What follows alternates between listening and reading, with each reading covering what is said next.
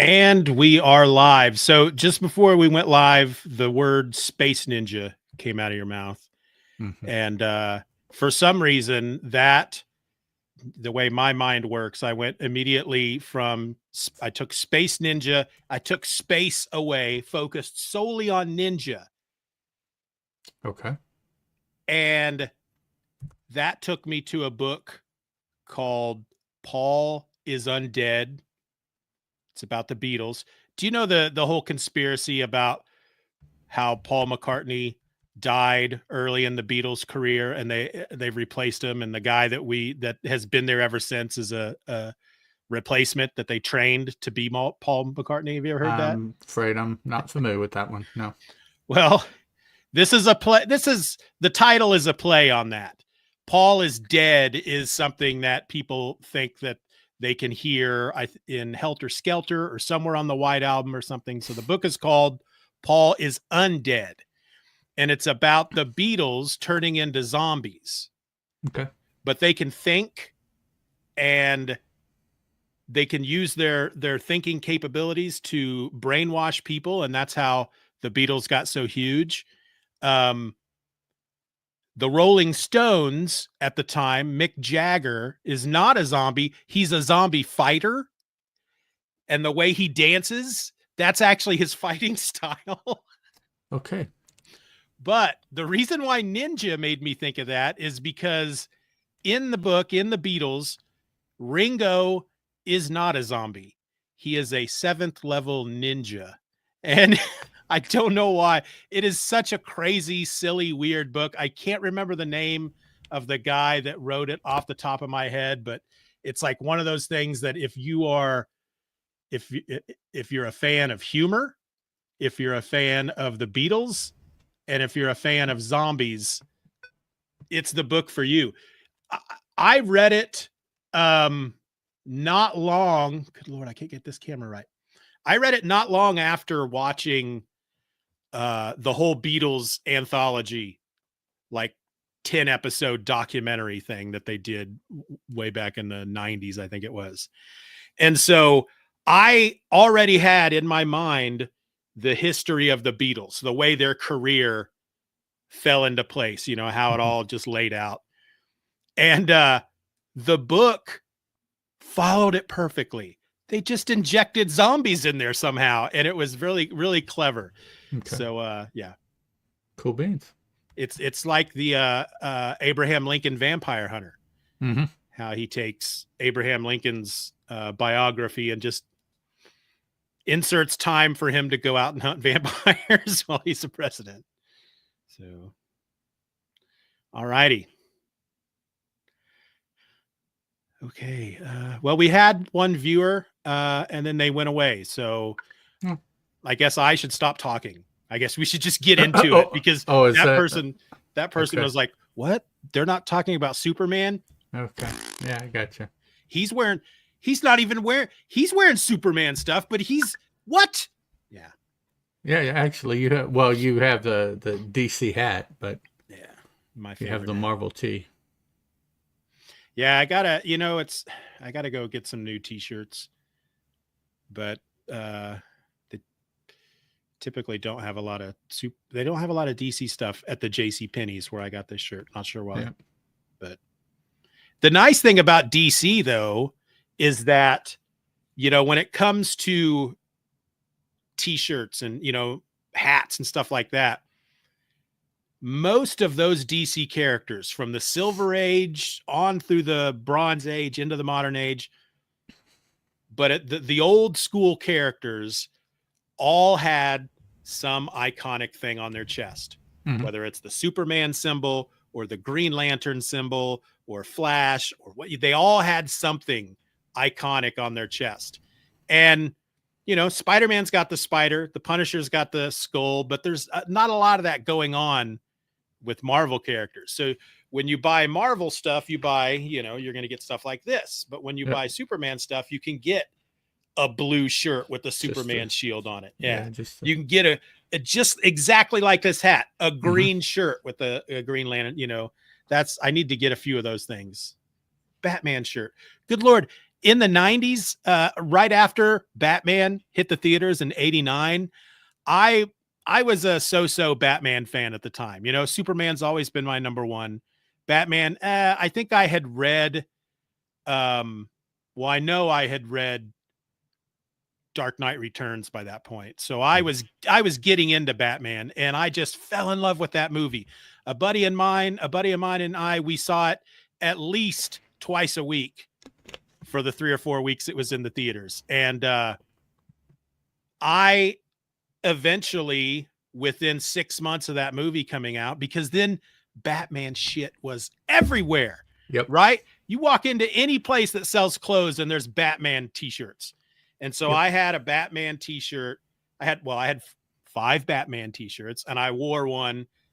Here's my Monday Batman t-shirt. Like, going to school. Okay. Here's my Tuesday Batman t-shirt, going to school. And so, yeah, I was hardcore Batman there for a little while. Sorry, Clark. But you came back around, so it's okay. Clark forgives me.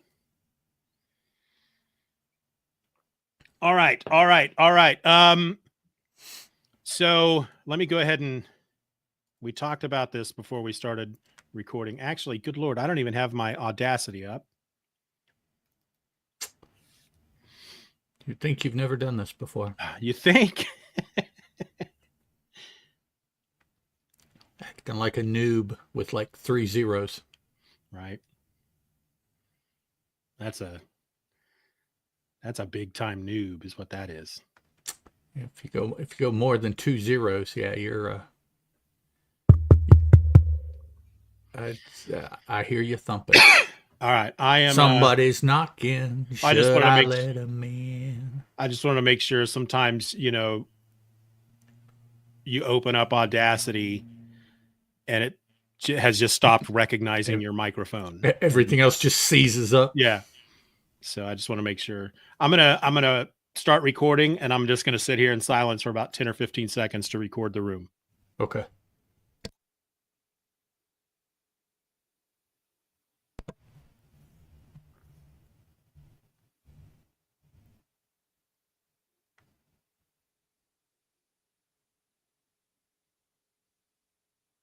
All right.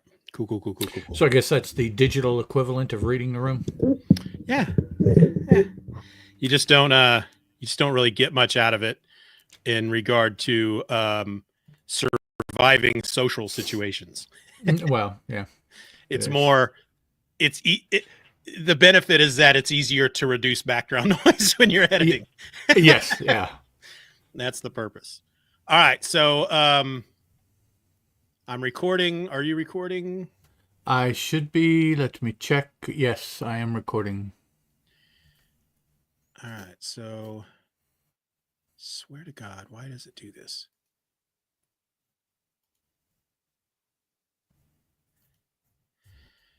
I'm going to share my screen with you.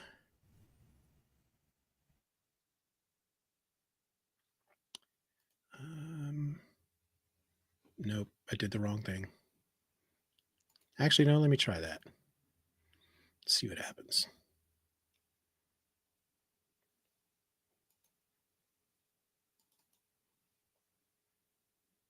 There we go.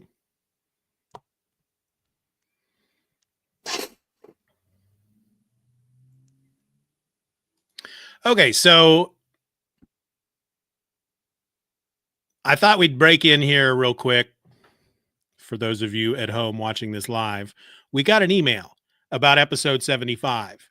And since we record this stuff way in advance, episode 76 it's already been released a while back. So we're going to record this now, and then I'm going to insert it later in the next episode. See how the sausage is made. All right, so I'm just breaking in here real quick because, Ed, we got an email. Okay. Just recently. Let's look at that email. It's from Matt Cody, who he's the host of the Superman Radio Superman. Radio, yeah, I think one of the radio shows, yeah. Yeah. Or Matt radio Cody. Recap show, or whatever you want to call it, yeah. It's the only one I listen to. It might be So, the only one currently running. I know once upon a time there were like a couple. yeah, I gotta find the name of it real quick because I know it's like Superman and Radio are both in the title, but most of those shows have Superman and Radio in the title. So let's see. Superman Radio Revisited. Superman Radio Revisited. Found it the same time I did. Yes, Matt Cody, host of Superman Radio Revisited, where he listens to the old Superman radio shows, and then he has a little commentary in the back half of the episode about the show. All right, so he emailed us in regard to episode 75. He says, "Hey guys, in episode 75, you mentioned wanting to see Superman taking on some threats such as aliens, monsters, or giant robots. I know there was a great storyline from 1940 in the Sunday newspaper strip where he goes against some metal Brobdingnagian. Brobdingnagians. See, this is even after practicing, I still got it wrong. So where he goes against some metal Brobdingnagians. Brobdingnagians. Brobdingnagians. Yes. I'm not okay. I have a book called Superman Sunday Classics, 1939-1943, which I am enjoying. I'm pretty sure you can find places online to read the newspaper strips online for free if you do a little searching. I'm enjoying your podcast, Matt Cody. Brobdingnagian. Yes. Brobdingnagians. Yeah. Merriam-Webster says it is marked by tremendous size. And so that big. is because in Gulliver's Travels, remember the island he went to where they were giants and he was little? Have you read Gulliver's Travels? Oh, yeah. Okay. Well, I don't think I've read it, but I've seen various movies. Okay. Yeah, there's different size relationships as different political allegories by Jonathan Swift. But when Gulliver went to the island where they were giant and he was regular, but of course to them he was small. The island that he went to was Brobdingnog.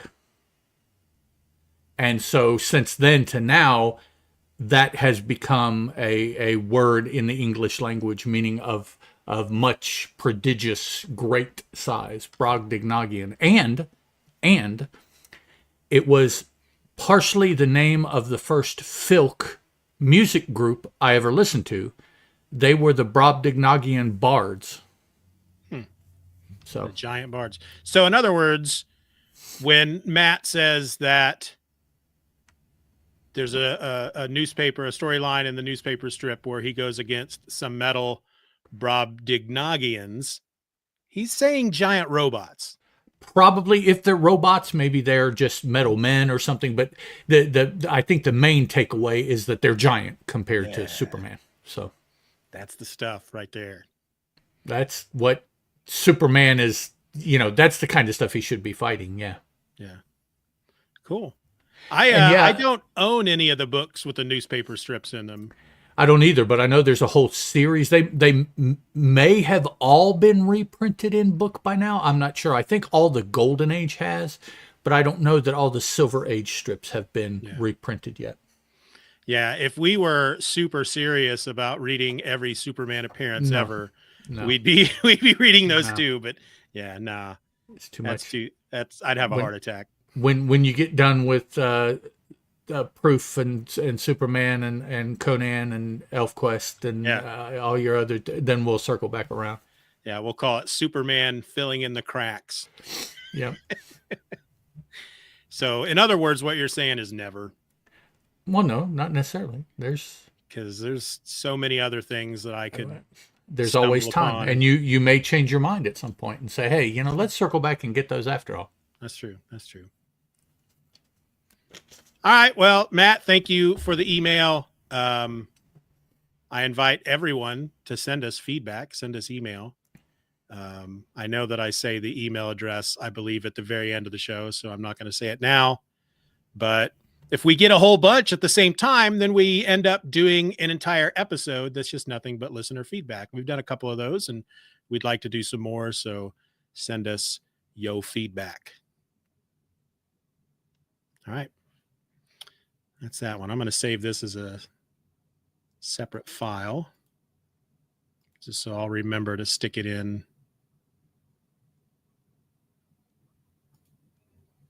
Let's see, where's my saving stuff?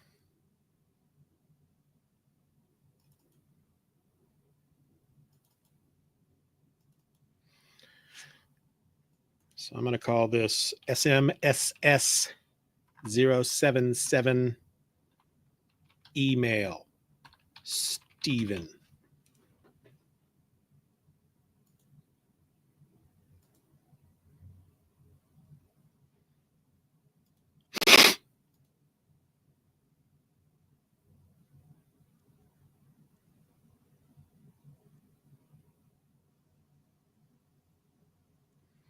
And recording number 2 has started.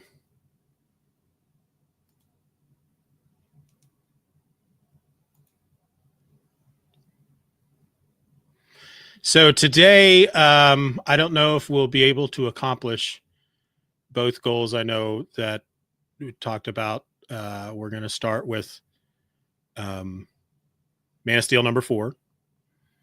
And then if we feel after that we have time to do a Golden Age story, then there is the Deucalia spy ring, which is the 4th story from Superman number 10.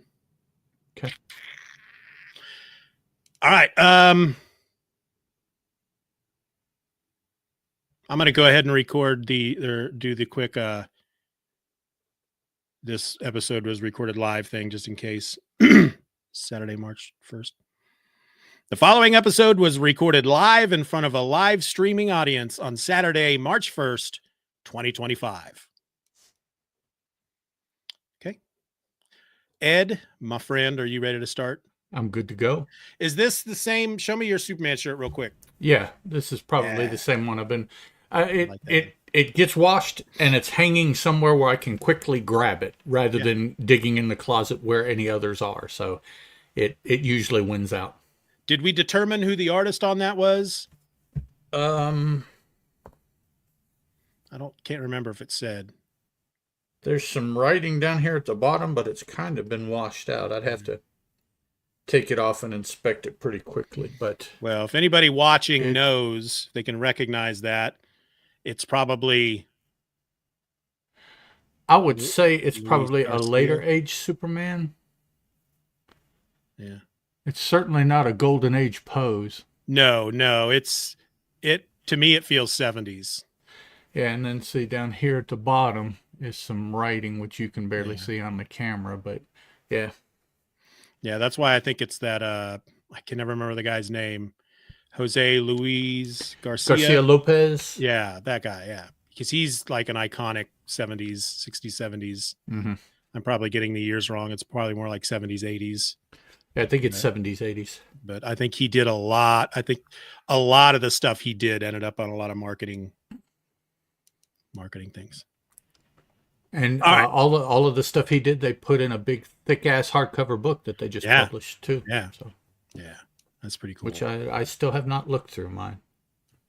You have it, but you haven't looked through it? Correct. That's your homework. We want to hear a report next time. Wow.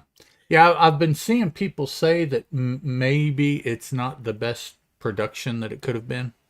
That sucks. There's a lot of, apparently what I've seen is there were a lot of flaws with the original material that they didn't correct. They just copied the original material and put it all together in a book, which for the price of the book is kind of a crappy thing to do, but people have been clamoring to have it, and so now you have it. Shut up, fanboy, and move on.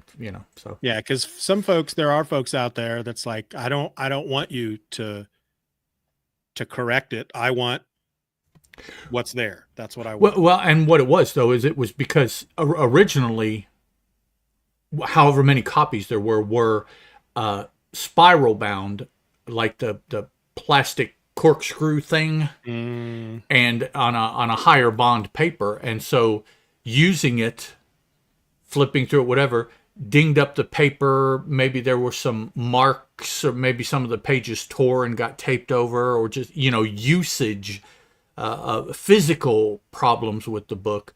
And they say a lot of those kind of things are the things that hmm. they just went ahead and reproduced also. So tears in the pages and places where it's been Hmm. taped together and stuff like that.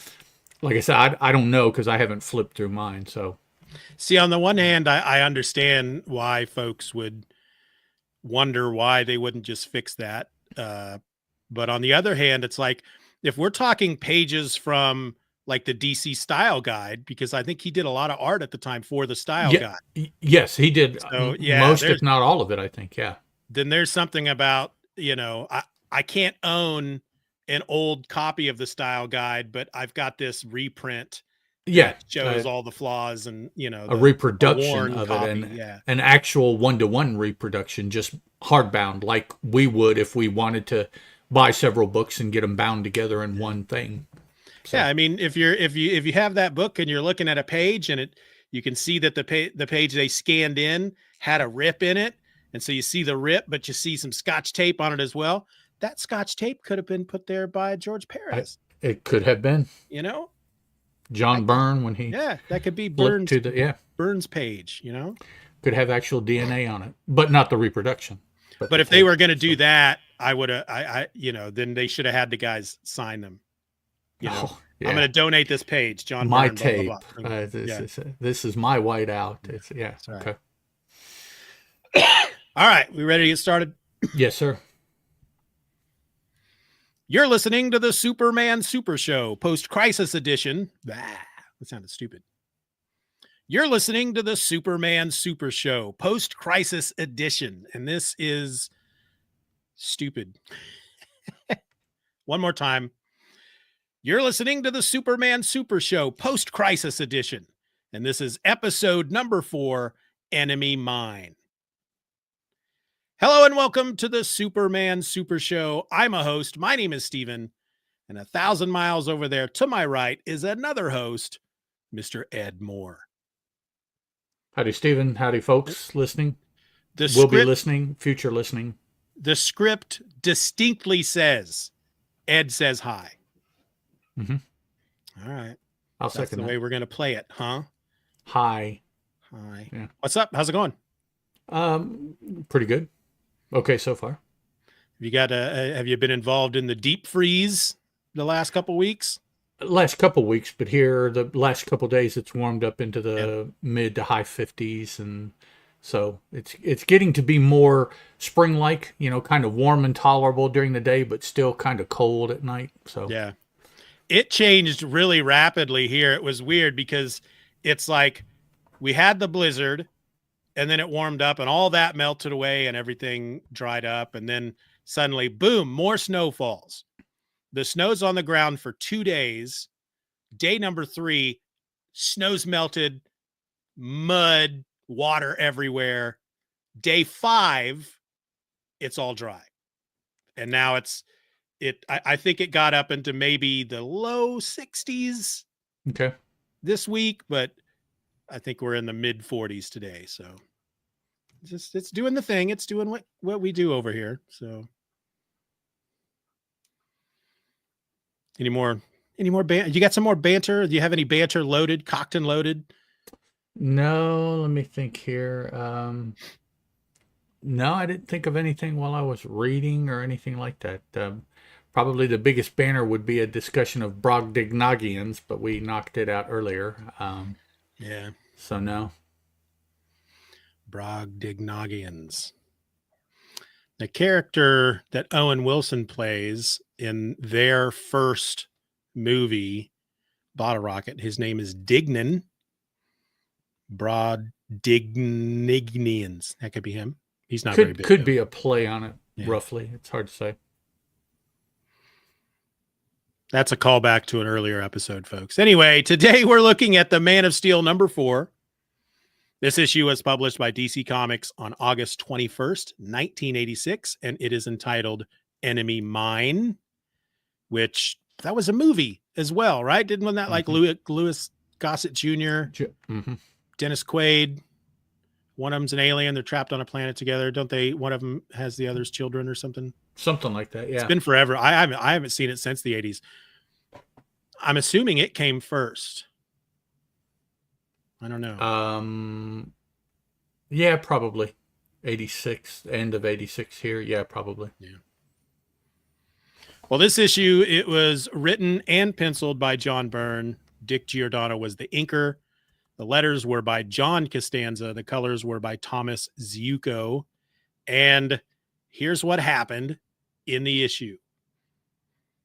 Lois Lane and Clark Kent attend a lavish party aboard Lex Luthor's private yacht, but the night takes a dangerous turn when terrorists hijack the ship. As chaos erupts, Clark is thrown overboard only to return as Superman, ready to take down the hijackers. But the real threat isn't the terrorists. It's Luthor himself, who orchestrated the entire ordeal to test the Man of Steel. When Superman rejects Luthor's offer to work for him, he makes a powerful enemy, one who promises a reckoning is coming. Ed, what'd you think?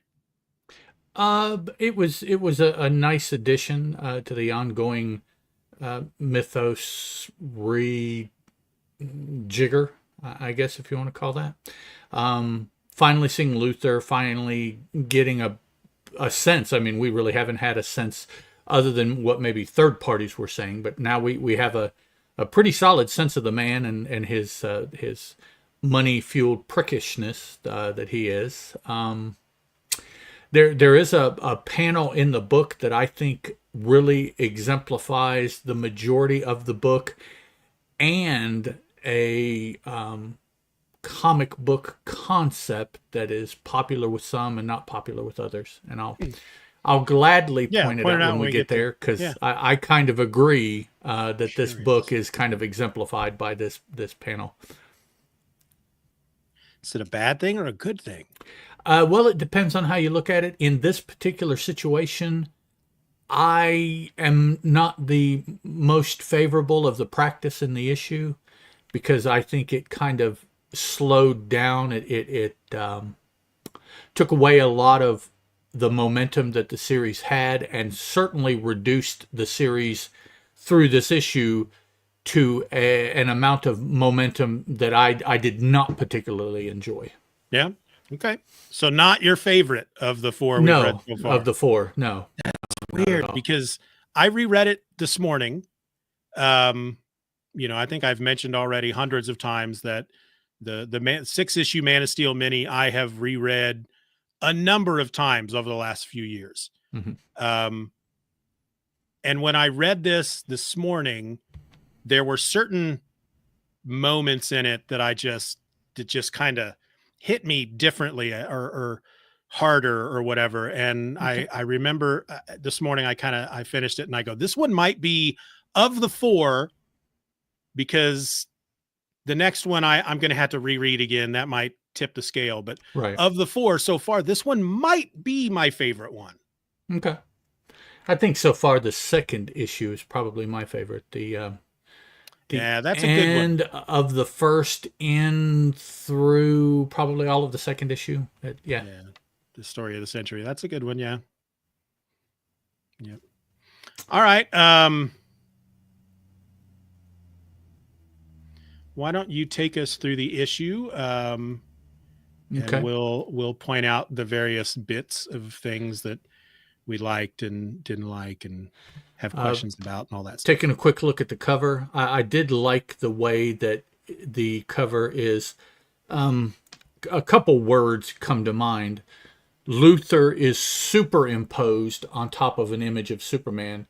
I also would use the word juxtaposed, because the images are kind of side by side, but I guess superimposed is better because of the way that Luthor lies. But on the left-hand side, 2/3 of the cover, we see an image of a ne'er-do-well firing an automatic weapon at a smartly drawn Lois Lane. She Yep. was. John put some time into drawing her in this issue. Yep. I'm not Shag. I'm not going to go all about it, but this is a definitive depiction of Lois Lane in my mind. She's standing there. The thug is shooting at her, and Superman is flying in between, taking the bullets.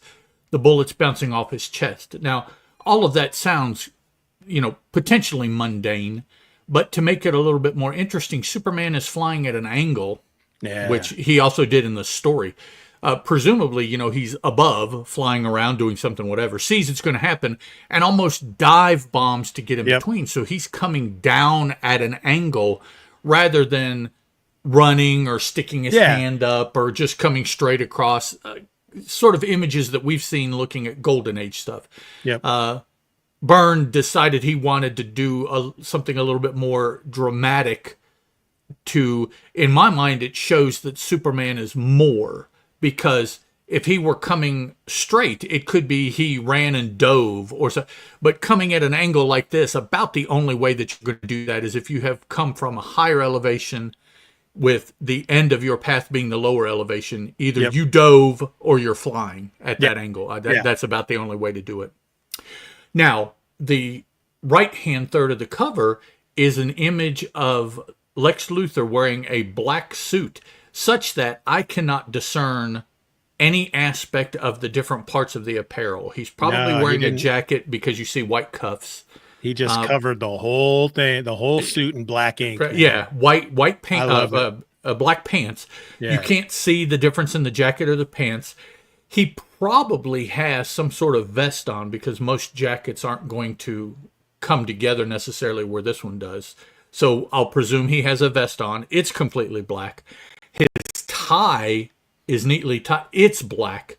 You see the white collar of his shirt and the white cuffs, and that's it as far as the outfit. In the breast, he's got a flower. And actually, I think the flower comes up in the story. I think they tell you what kind of flower it is, some kind of exotic-y thing.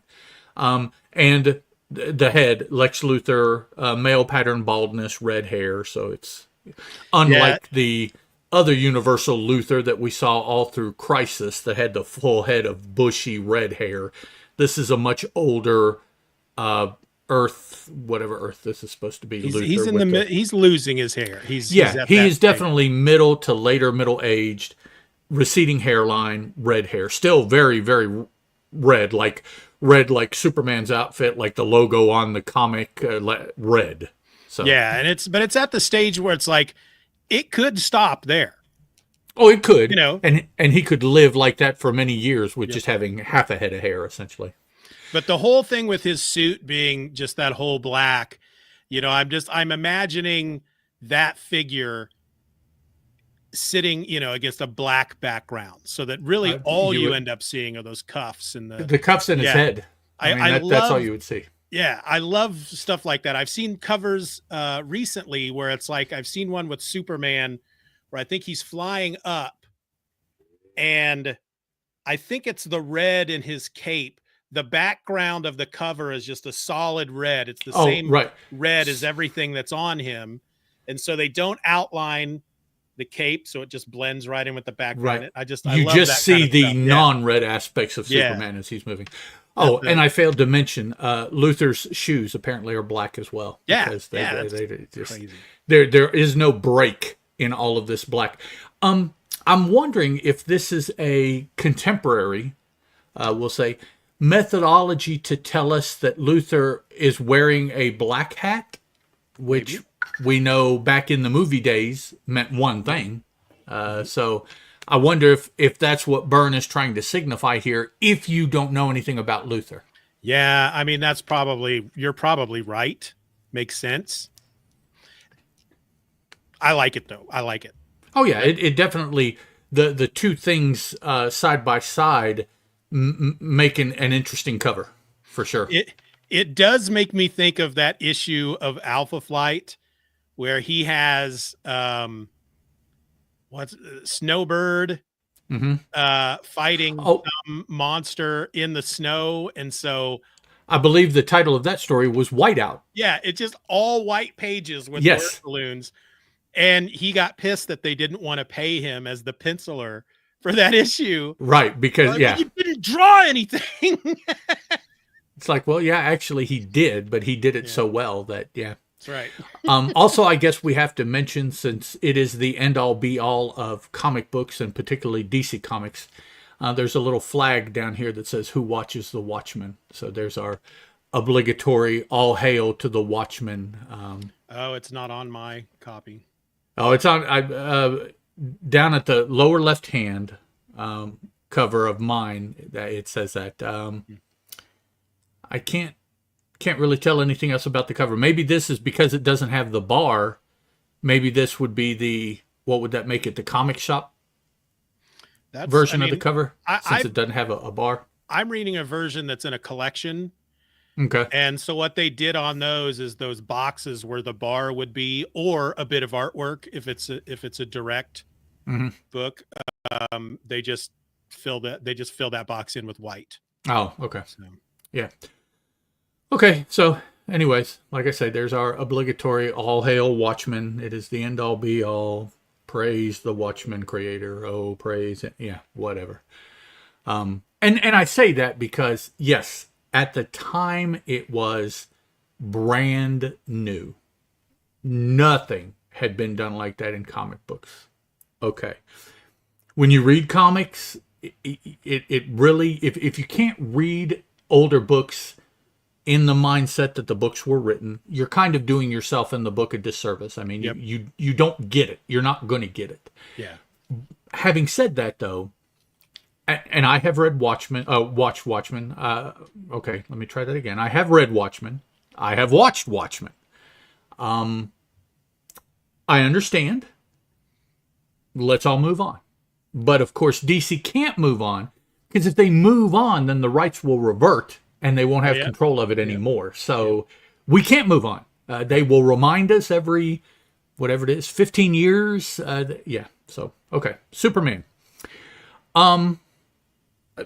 John Byrne's rendition, like I say, of Lois Lane, if rendition is the correct word, is just, it's awesome. She looks tough, with 2 F's, maybe 3 F's. Tough. She's, yeah. Superman, interestingly enough, here you see him with a, I don't know, Krypton o'clock shadow there on his face, which does come into play. It is used in the story here in a couple pages, but I believe that's the first time I've ever seen that Superman maybe sometimes gets scruffy, kind of like us regular humans do. We're looking at the splash page at this point. Yeah, the first page. Yeah, title page, Enemy Mine. Lois in that dress. The dress, but just her face, her hair. Just the dress is cut from her throat all the way down, probably to just maybe an inch above her navel, and it's split. So you have cleavage, you have décolletage, you have Would you consider this an homage to a certain extent to the Face It Tiger, you just hit the jackpot page from that Spider-Man issue? Maybe. I mean, I don't have it in front of me, so I don't know how the two of them are posed in that on that page. And it could be a situation where Byrne may have read that, but I don't know that he's trying to homage it directly. Yeah. But it could have influence. You know, I want to draw something sultry, sexy for when Clark first opens the door. Wham! He just gets hit with it, and you know, this is what came to mind. I think it's pretty effective, even down to her shoes. She's got very attractive feet, long, thinner legs drawn, and it's just a very attractive, in my mind, feminine figure. Yeah. And whatever, if you people want to paint me as a pig, go ahead. I don't care. We have Story and Pencils by John Byrne, which I don't believe we gave out any of this information. Inks by Dick Giordano. Yeah, we did. Colors by Tom Zucco, John Costanza letters, Adam Helfer editor, and special thanks to Marv Wolfman. I wonder what Marv did. Wonder if he drew something or corrected something. I don't know. They don't have any of that on the collected version. Okay. Yeah, now that is in a box in the lower right-hand corner of the panel for me. So Lois is here, turning the page. Lois is here, and little interaction between she and Clark. You can tell Clark is taken aback, maybe by the fact that she is there, as much as her direct appearance. Hard to say, maybe both. And in the midst of their conversation, you can tell she just brushes right past him because he's opened the door to walk into his apartment. Yeah. Next page, because she's supposed to be there, they're meeting, but also because she has never been there. So she has an interest to see what Clark does. Yeah. How does he live? What's going on here? And she poses it as, well, I've been to other bachelor pads before, and they fall into these couple categories and whatever. And it's like, nah, this is newspaper Lois Lane. He is an unknown, and she's digging for information. Oh, yeah. Is what she's. And I'm sure I could see her in a movie. She would just walk in and just go over the whole apartment, and that would be it. Everything would be committed to memory. Later on tonight or tomorrow or whenever, when she goes home, she'll sit there and think about it and put things in their proper place and make her assumptions about Clark Kent based on where things were. Just that analytical mind you can just imagine at work just in an instant as she just sweeps the apartment to see. And she does make notice about a couple things. She sees a photograph of him in a football uniform, asks about that, and he tells her, yeah, he played football, back in the day. Picks up a picture and refers to it as his parents, and it's not a highly detailed image, but you can tell it's a picture of Ma and Pa Kent. And so that's she notices, but then she will notice it even more here in a minute, that he lifts weights. He makes mention when she talks about his football picture that he hasn't had time for football over the years, but he still tries to keep in shape. And he does, like in the Superman movie with Christopher Reeve, when he does I try to keep in shape. Yeah. Working out. So we have some talkie here. We find out that she's still harboring a grudge from where Clark beat her to the first Superman story way back in issue 2 of this series. And it's like, well, he is super, so why would he not have beaten you to the punch on that story? But yeah. Excuses himself, goes into the bathroom because he's going to clean up a little bit there. And he has a razor. Now, he lives by himself. I was kind of surprised he has a razor because he doesn't need it. He doesn't use it. But he has it, plugs it in, turns it on, lays it down so that is the sound. Just like, and this is something that I ran into when I was in college. All the cutesy girls, when they go to the bathroom, they turn the faucet on the sink on. Why is that? Well, it's to cover up the sound of them tinkling. And it's like, honestly, until you brought it up, I probably would not have paid any attention to the fact that that's what I would not have heard or whatever. Yeah. Now, if you're going to take a big old gassy dump, I can see maybe you want to turn that on to not be embarrassed. But just to go whiz, but so many of the girls, when I was in college, so they were my age, that's what they did. You would hear the door close, you would hear the faucet turn on. It's like, okay, whatever. So Clark does that. Takes off his glasses because he doesn't want to damage his glasses for what's coming up. Pulls out what you might think is a mirror. Yeah, it's a bathroom. He's got one of these little, shaving mirrors, and he's going to do something. No, it's not a mirror. It's a piece of he calls it reflective metal from the rocket that he was sent to Earth in. In internal metal, a piece of the outer metal. I don't know. Who knows? But the point is that he uses his heat vision, bounces it off that piece of metal, and uses that to get rid of the hair on his face. I don't imagine it like is actually shaving. It's probably burning it off.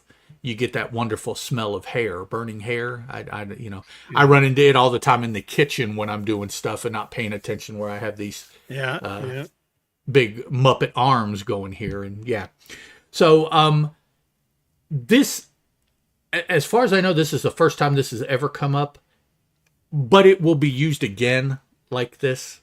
that he uses something in his heat vision to clean his face, shave, whatever you want to call it. And I like the fact that he and Byrne, of course, as the writer, uses the word whiskers. That's what he is. He is shearing. This says he's not burning. He is shearing off the exposed whiskers. Yeah. And it sounds like, well, to all intents and purposes, you're shaving, aren't you? That's what. No, I can't. He's burning the hair down. Yeah. So okay.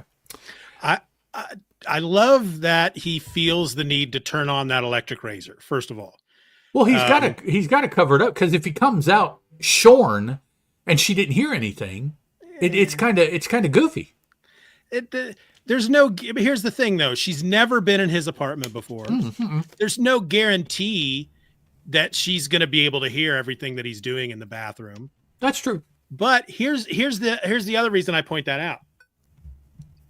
If you've ever taken an electric razor, turned it on, and then set it on the counter while it was going, it makes a lot more noise. It's a very different noise than when you have it in your hand, and it is very, very liable to move itself right off the counter. Exactly. So yeah. Well, I don't know. I get it. It's fun because, I think about the first season of Supernatural, for example. Supernatural ultimately is a show about two guys driving around cross country in different areas of the country every episode, fighting monsters. So there's certain things that throughout season 1 they know that people will have questions about, that they go ahead and answer in season 1, and then they just never bring it up again because you've already got your answer. Right. So like one of the questions folks would have is, where do they get their money? How do they drive all across the country? They're always on the road. They're always staying at motels. They live in motels. Where do they get their money? Well, they have an episode very early on that shows them both forging credit cards and living off using those, but also going into pool halls and hustling for money. Right. Hustling and for so money. Once that, it may come up one or two other times in the other 12 seasons or whatever, but otherwise it's like, now, you never have to think about it again. And that's right. That's what I feel like this scene is here, for somebody who might go, does Superman grow his facial hair? And if so, does he shave it? How can you shave it off? Or but of course, all it does for me is go, okay, well, if he grows hair out of his face, then does the hair on top of his head grow as well? And does he try to do something similar with a mirror to cut his hair? That's kind of scary. Yeah. Yeah. So that's where I go from there. So Kent comes out all clean shaven and duded up in his, I guess maybe it's actually a 3-piece suit. I'm not sure if it's a tux. He looks like he's the best man at a wedding. Yeah, okay, and he's got the squared off bow tie and everything. Got the white boutonniere, probably carnation there in his breast. The only thing he doesn't have is the cummerbund. Right, no cummerbund. It's not that kind of party. So yeah. Lois is out here. I don't know, pretending to lift weights because basically, I think she wanted to see how big the weights were that Kent was doing is what she's up to. I think she was going through the drawers in his desk. Might have, and she ran over there to the bench, and she heard him turn that electric razor off. Yeah, could be. And then boom, she jumps over here and starts, I'm just over here curling some weights. So they get together, they head out. They're not on a date per se, but they are a couple. It's kind of one of them and a +1. I would imagine, looking back now, having read the story, Lois was the invitee and Clark was the +1, I would imagine. Maybe they both got an invite. It's hard to say. Back real quick to the weights. What is it that she tells him about? This is almost like the shaving scene, in case anybody has any questions about why Clark looks so buff all the time. I'm surprised you've been able to keep up the physique with such light weights. Yeah. And that's when he's like, oh, well, gee, I didn't even think about that. I should I guess I need to get bigger weights for Yeah, me. I've For grown him, out of they're those. nothing. Yeah, I yeah. haven't replaced them yet. That's all. It's just, Just means he has to do more reps is all it yeah. means. He It's, needs to do more reps, and he has to do more research when it comes to trying to fool the other people in his life. yeah. Head out, go to the elevator, and Lois is like, no, no, we're going this way. And Clark's like, this way. It goes to the roof. And she's like, yeah, we're going to the roof because there's a LexCorp helicopter waiting, which actually is how she got here. The helicopter gave her the ride here. She went to pick up Kent, go to the helicopter, go to the site of whatever the festivities are. I still did they say exactly what it was they were going to yet? No.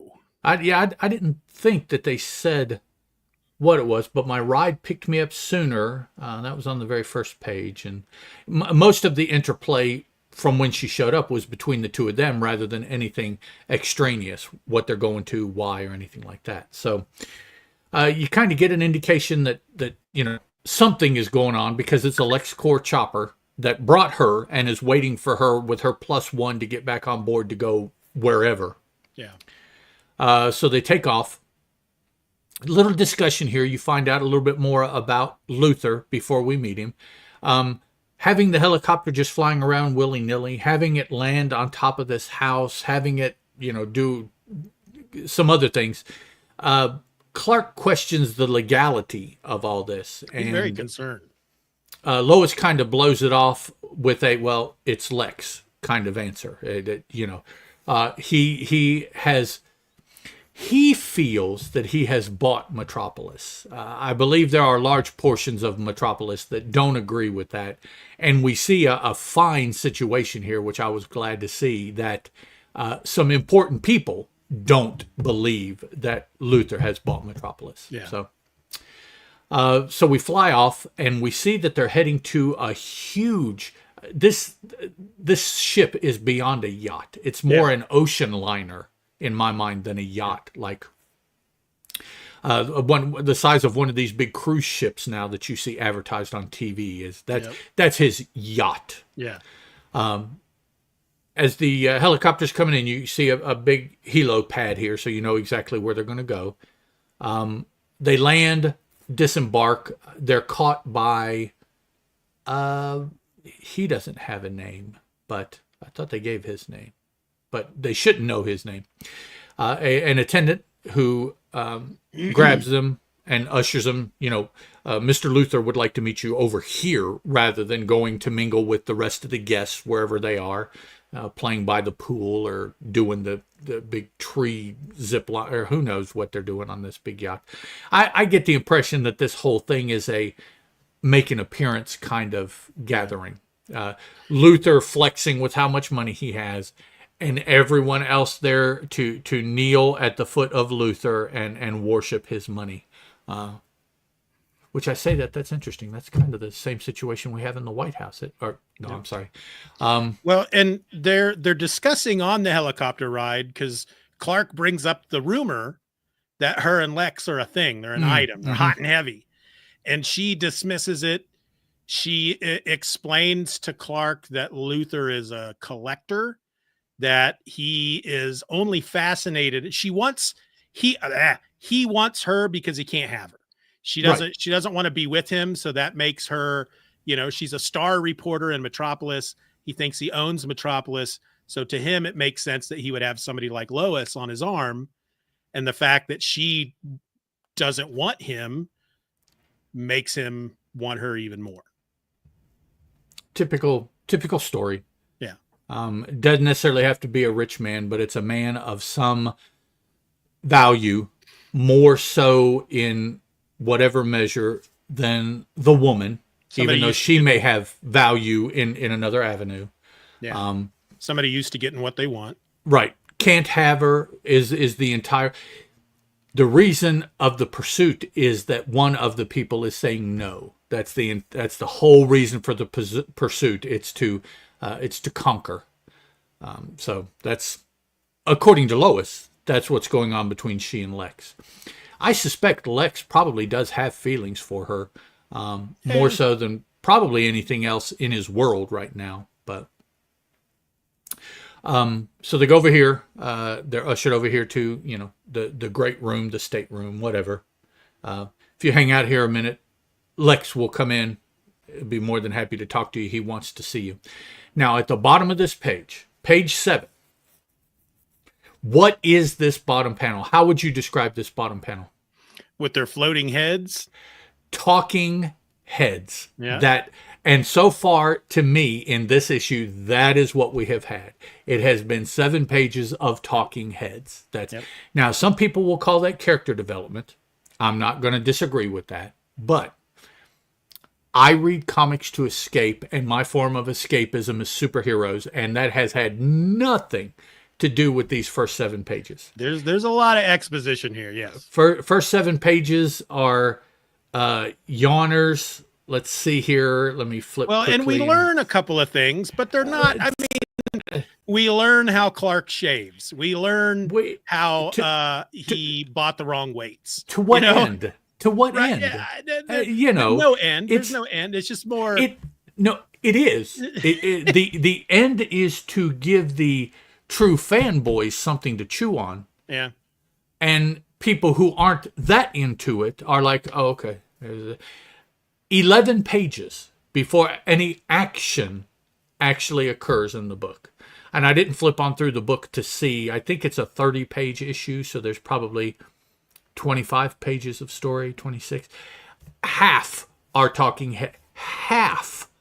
Yawner. Come on. This is Superman. Let's have him do something. Well, I think I have said in the past that I almost feel like the Man of Steel miniseries that Burns' troop, he was ready to get to Superman #1 and start telling stories about Superman as an established superhero. Mm-hmm. It's like he knew he had to do this origin story. He knew there were certain things that he had to say. There's certain directives from DC that he had to do and things he had to change. And so it's like, all right, we'll do this miniseries. But I've never, when I first reread it back in the 2000s, I think is when I started to feel like, I don't think he had his heart into Man of Steel as much as he does with the books afterward. Like, this is just something I have to do. I have to do this so I can get to the shit that I want to do. And I think we might be seeing some of that in this issue here. Having said that, this is and it's an ongoing thing. It still is occurring with books coming out today. Somewhere along the way, creators of comic books fed their readers in such a way that the readers moving forward always expect to be fed that way.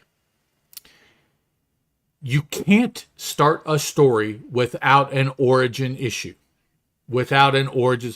And I totally and completely disagree with that, because I can show you any number of movies, TV shows, prose, any other kind of format that you can think of that we are dumped in. Yep. And we either learn, or it's not a big enough issue and they don't even address it as we move forward.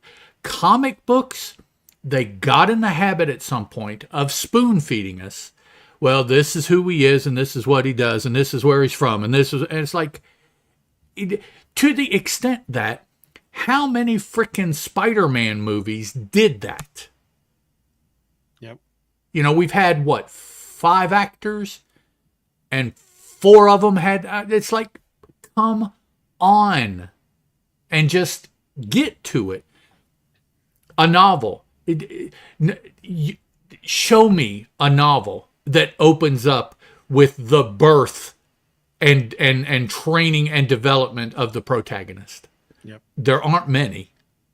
And there's certainly in the books I read in the fantasy realm, very few. We run into fantasy people well into their life, and how they learn to wield a sword or how they learn to practice magic or what, never comes up. The story is about them here now, moving forward. And that's what you read. And if you don't like it, put it down and pick up another book.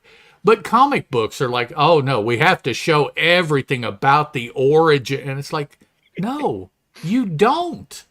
Just now, perfect example, Wolverine, Marvel Comics, years and years and years. And I still think that one of the worst moves they made was to go back to his beginnings. Yeah, I agree.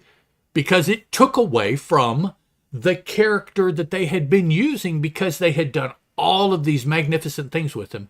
And we were never shown where he started, why, how. Little hints, little pieces. Maybe somebody would go back and throw a bone out there, just enough to keep you interested, you know. But it was not a thing that we have to go back and we have to show where Logan came from and his parents. And no, and when you don't show that, and you have the character around for so long, and their past is shrouded in mystery, then fans of the character start coming up with their own ideas. right, You know, wouldn't it be cool if Wolverine, you know, this is blah, blah, blah, blah, blah.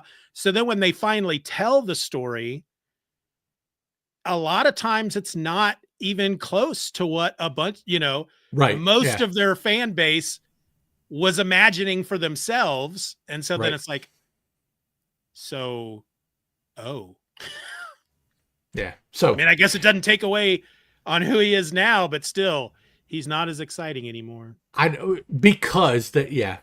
Okay. So I don't think it's necessary to have gone back and shown all of this preliminary Superman stuff.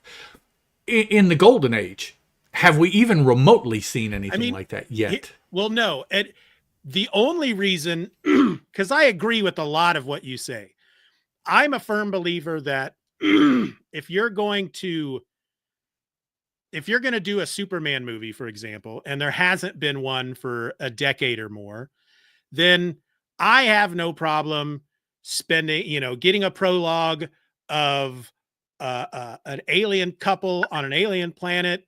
Their planet's about to explode. They throw their baby in a rocket and it lands on Earth. Boom. And then you can show various things from the dude's past throughout the rest of the movie and further movies. That I like that kind of stuff. The Spider-Man thing, I don't get that at all. It's like, we just had a Spider-Man movie. Why are you telling his fucking origin again? We know it. It was a different actor, yes, but it's Yeah. the same character. So I mean, nothing changed. With Man of Steel, on the other hand, they were rebooting the entire continuity of the DC universe. So I get it for Superman. Well, I get it for a lot of the characters. They didn't do it for a lot of them. They did it for some. I don't think, though, that his origin needs to be told every 5 years, maybe every Right. 25 years. You know, I think Superman is just one of those characters that you, just like Batman, all you need to know is he's an alien whose planet exploded and he was raised by people on Earth. Bam. He's got superpowers. Go. You don't need to get any deeper than that. Same thing Right. with Batman. Rich kid, parents got murdered. He doesn't have superpowers. He poured all his money and his obsession into doing war on crime in Gotham City. And he dresses like a bat to strike fear into the hearts of criminals. You don't need to go any deeper than that. But Right. yeah, I think I have to imagine that there were, like you said, the Superman fanboys were probably, you know, there's a lot of people reading this and was like, that's how he shaves. And I may have, you know, I'm sure that when I read this back then, I was like, oh, that's cool. I never thought about that before. It's just But I probably never would have thought about it right. had they not put it in the issue. Right. If they hadn't brought it up, it wouldn't have occurred. Huh. I wonder how. Yeah. It's like, I get what you're saying. We're 7 pages in. Not only has there been no action, we haven't seen Superman at all. nope. We won't even see Superman until Well, farther than the 11 pages I was talking about. for He does another make an 7 appearance, pages. though, fortunately. It's So like page 14. But there So- are We haven't Okay. gotten. I'll say this: we haven't got to the point of the issue where I went, "This might be my favorite of the four so far." Okay. So All right. I'm on board with you at this point. So we see Luther finally makes definitely his first full-on appearance in the miniseries.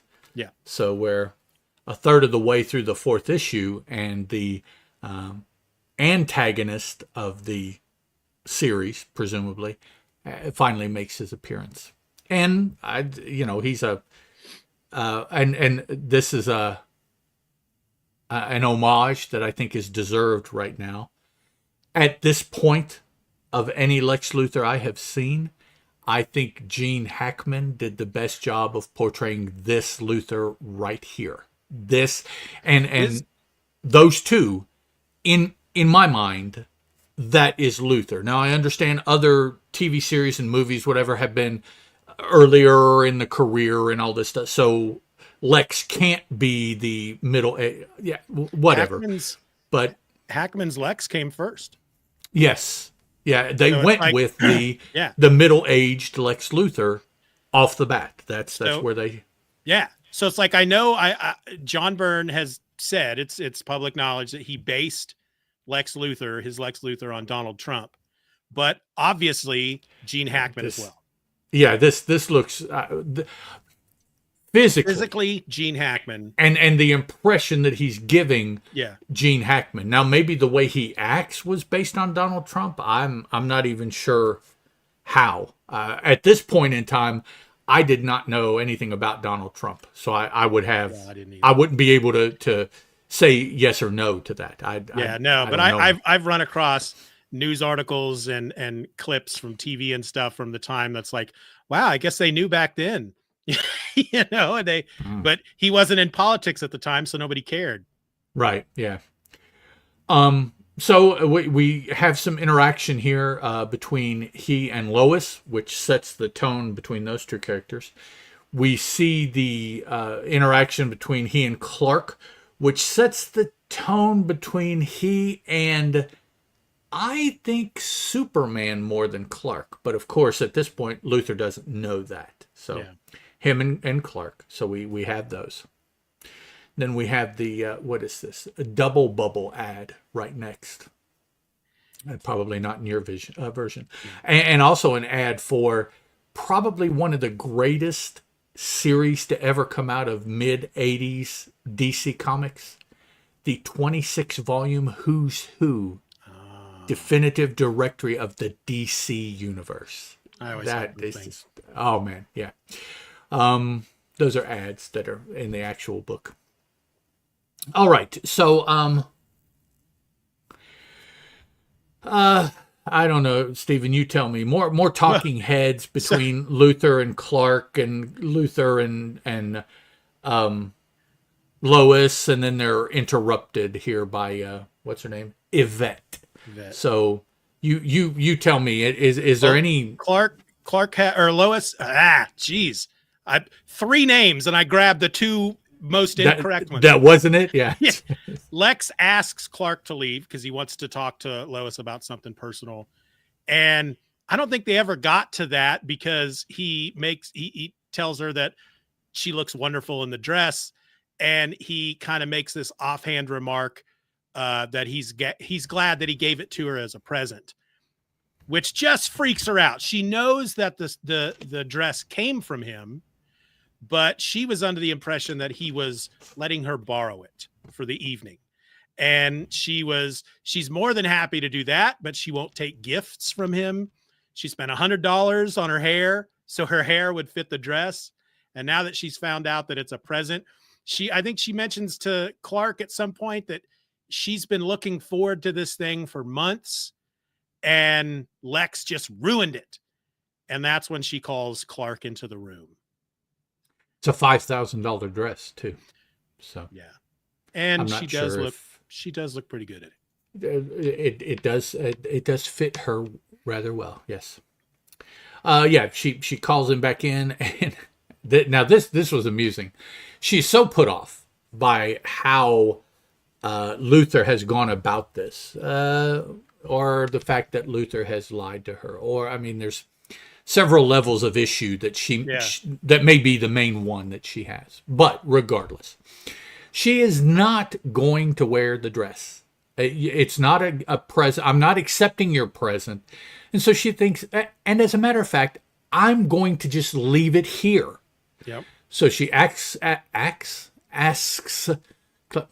Speaking is hard. That's why I do a Yeah. podcast. You caught my thing. Wow. She asks Clark for his jacket, puts on the jacket, takes off the dress, leaves it, storms out. Clark, let's go. So she's wearing who knows what. She conceivably could be wearing nothing. Yep. The dress was cut in such a way that it would take very particular support in order to be wearing anything top. There might be some tape in places. Maybe. If she's not an overly busty woman, she could just do without it. She wouldn't have needed it.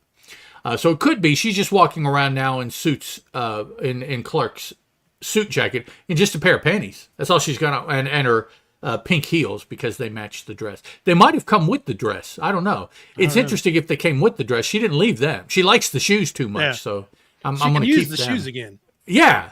Thanks for the gift. I'll accept this. And and the purse, right? When she's walking out here, she still has the pink purse. Does she? So, hey, Billy. Yeah. So she took the matching aspects of the ensemble, but left the dress itself. She kept the jewelry, the earrings, which probably came with it because they would have matched. So she's kind of picking and choosing here. What this is too much. This is not. I like this. I'll keep it. Would you believe a pair of earrings? Yeah, that kind of thing. That was my Get Smart impression. It might not have been very good, but Well, you missed it by that much. yeah. So she storms off. Nope. She doesn't storm off. She turns around and gives Lex a piece of her mind. You can almost see her just waving her little lowest fist at him. And she gets one jab in as she goes and tells him he looks like Fred Mertz. Fred Mertz he was what, one half of the Honeymooners? No, he was Ricky and Lucy's neighbor. Oh, okay. Wrong show. Sorry. Fred and Ethel. Yeah. Same time frame. Wrong show. Yep. Okay, so come on, Clark. And so she's busting to get out of there. And Clark's like, yeah, wait, but hey, he doesn't know what's going on other than she asked for his jacket. He probably could tell that she took off the dress because she would have done that once she had the jacket on. But he doesn't know why. What did Lex say? It doesn't matter. She's not telling him. She's just taking off. As they're going to, I don't know where she's going. Is she going to mingle with the other guy? Is she going back to the helicopter? That's what she makes it sound like they're leaving. I don't know how they're going to leave, how they're getting off the boat, or ship. Sorry, but I guess she'll figure it out later. It's She's going to steal a dinghy or something. I don't know. Right. Yeah, there you go. A Zodiac, and she'll run the motor because she doesn't trust Clark to. He doesn't know how to do that. Yep. But nonetheless, they're stopped by a quartet, shall we say, of ne'er-do-wells, all dressed in camouflage, looking, I must say, rather patently South American rebellish. Yeah. Which is the connection that Lex makes a little bit later on in the story. Yeah. At gunpoint, they're going to where these rebels, we'll call them, were. They see them coming, stop them at gunpoint. You can see in one panel behind that the rest of the room is standing there with their hands up in the air, like it's a hostage hold-up kind of situation. So presumably that's what Clark and Lois have walked into without knowing. I love this page because this is where, even reading it this morning, this is where the first little ting kind of went bing into my heart. I just love that, the page is ultimately divided into 3 rows. You got the top row of panels, which is Lois calling Lex Fred Mertz and then storming out. Clark is being typical Clark. Lois, that closing shot was kind of a low blow, don't you think? Right. And then in the second row is one long panel. She runs smack dab into a machine gun. And then the very next panel, Clark is between her and the machine gun. And she's thinking, how did he get in front of me? I've never seen anyone move so fast. Right, Love because that. she was walking probably 2 or 3 paces ahead of him pretty Yeah. quickly. And so she stops short because somebody shoves a gun in her face. And then whatever, she blinks or whatever, and Clark is there Boom. He's now. just And there. it's Yeah. not her in the gun. It's, yeah. Yep. So, And yeah, I she, could and see that. yeah, and she doesn't know it, No. but that right there, that one act, she's safe. Yep. You know, even if they unload, she's fine. Doesn't And matter. I just love that. That was From the now moving forward, Superman could do anything. Lois is going to be okay. It's not, yeah. that was one small little thing for me, and then on the next page will be the second small little thing. Okay. Well, because Clark is there, he's an easy target, and the supposed leader calling him stupid in, I don't know if that's actual Spanish or if that's, yeah. Hits him in, clocks him in the head with the gun there, and then while she's taken aback, the female, because I guess you could only have a female do this, so it had to be a female bad guy, grabs Lois by the hair and sticks another automatic machine gun in her ear and tells her to be quiet. They get Clark. He's obviously feigning being knocked out or feigning being woozy or whatever, but which I'm kind of surprised because I thought his mass was kind of denser than regular human flesh. But Yeah, I don't know. the bad guys grab him up by the belt and flip him over the rail of the ship into the ocean. He could be, because this point, this issue takes place about 18 months Right, that's what after his Lex debuts. says. Yeah, so he's been Superman for over a year at this point. For all we know, he is much heavier than the normal person, and he's using his flight powers in such a way that they are able to lift him, and it doesn't feel like they're lifting anything other than a regular body. Right. Yeah. It could be that he's not denser, but I just thought somewhere along the way that had come out that his.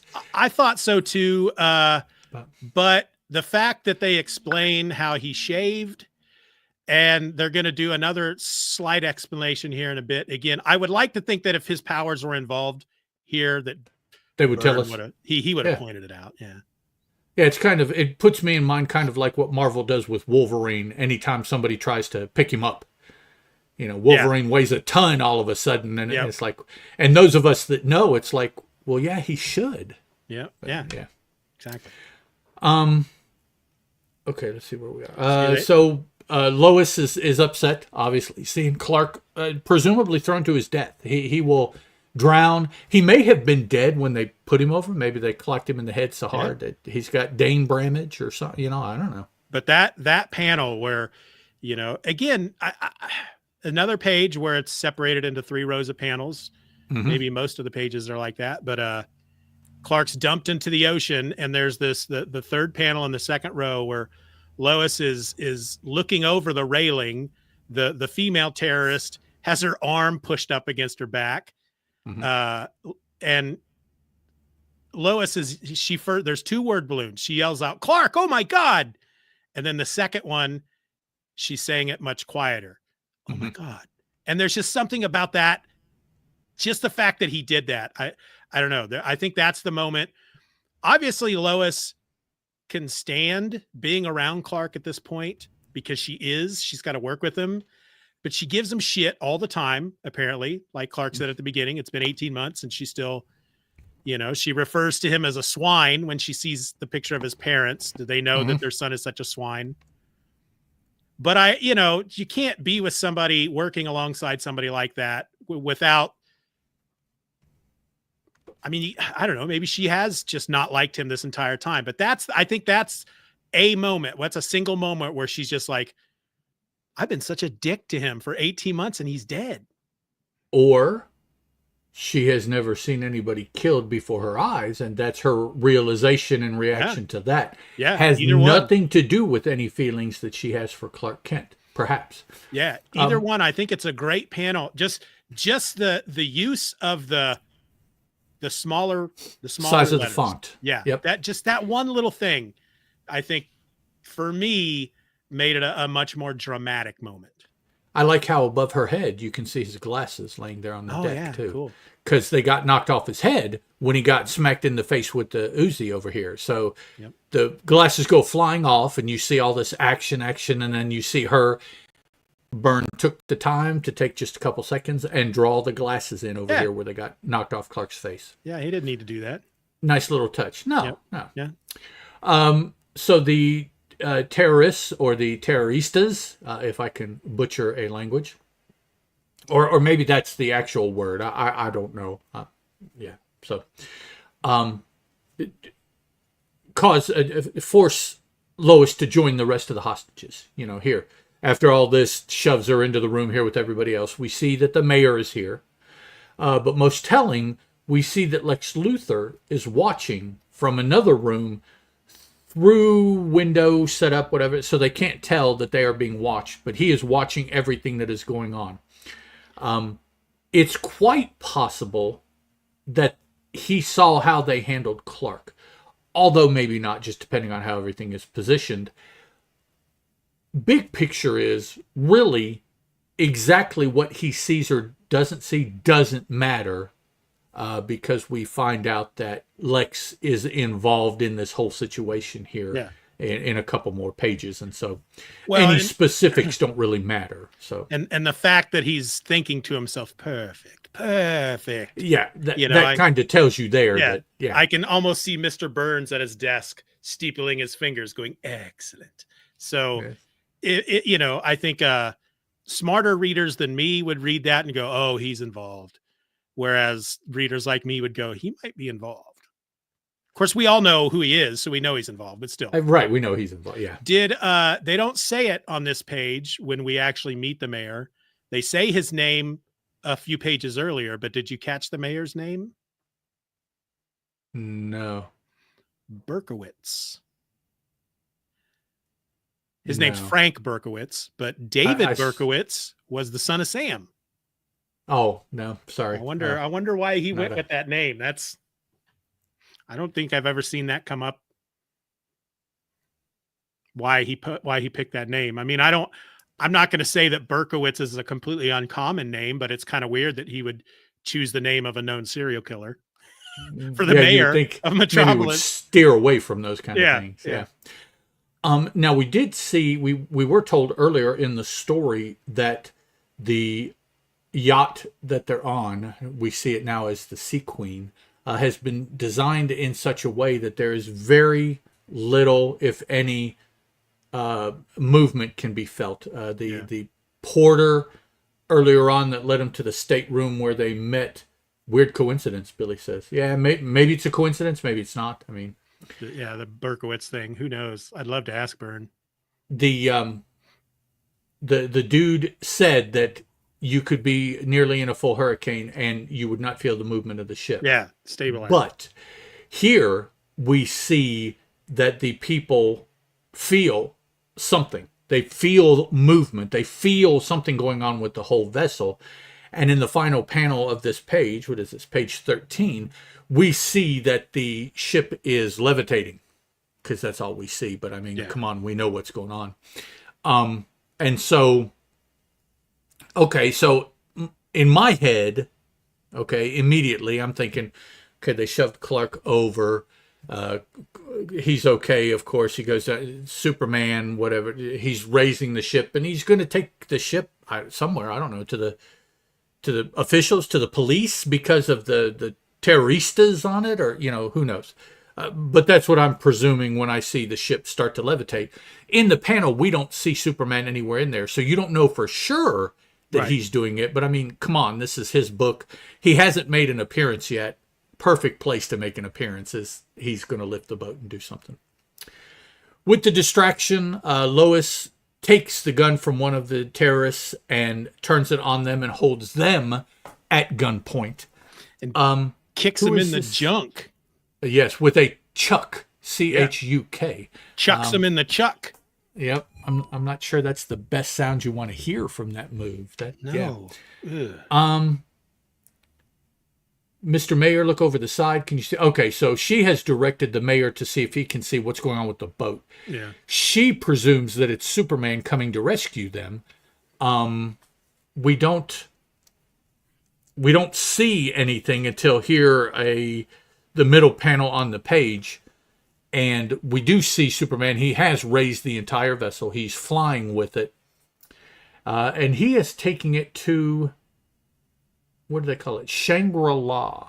Oh my, yeah. Luther's private island. Little on the nose there to call it Yeah. Shangri-La, but which was the destination of the boat to begin with. That's where their little cruise was going to go, was to his pleasure island. So they must have already been closer. Yeah. Not that lifting that boat still isn't impressive, but yeah, but as he's in that panel there, we see him under the boat, he's thinking to himself, odd that things seem to weigh less when I'm flying than they do when I'm on the ground. So that was kind of a weird. I mean, it's one of those, so if we see him carrying an ocean liner through the air, we know, okay, well, it's because he's flying. But if he can't lift one while he's standing on the ground, or he struggles with it more. Because he's standing on the ground, yeah. So weird.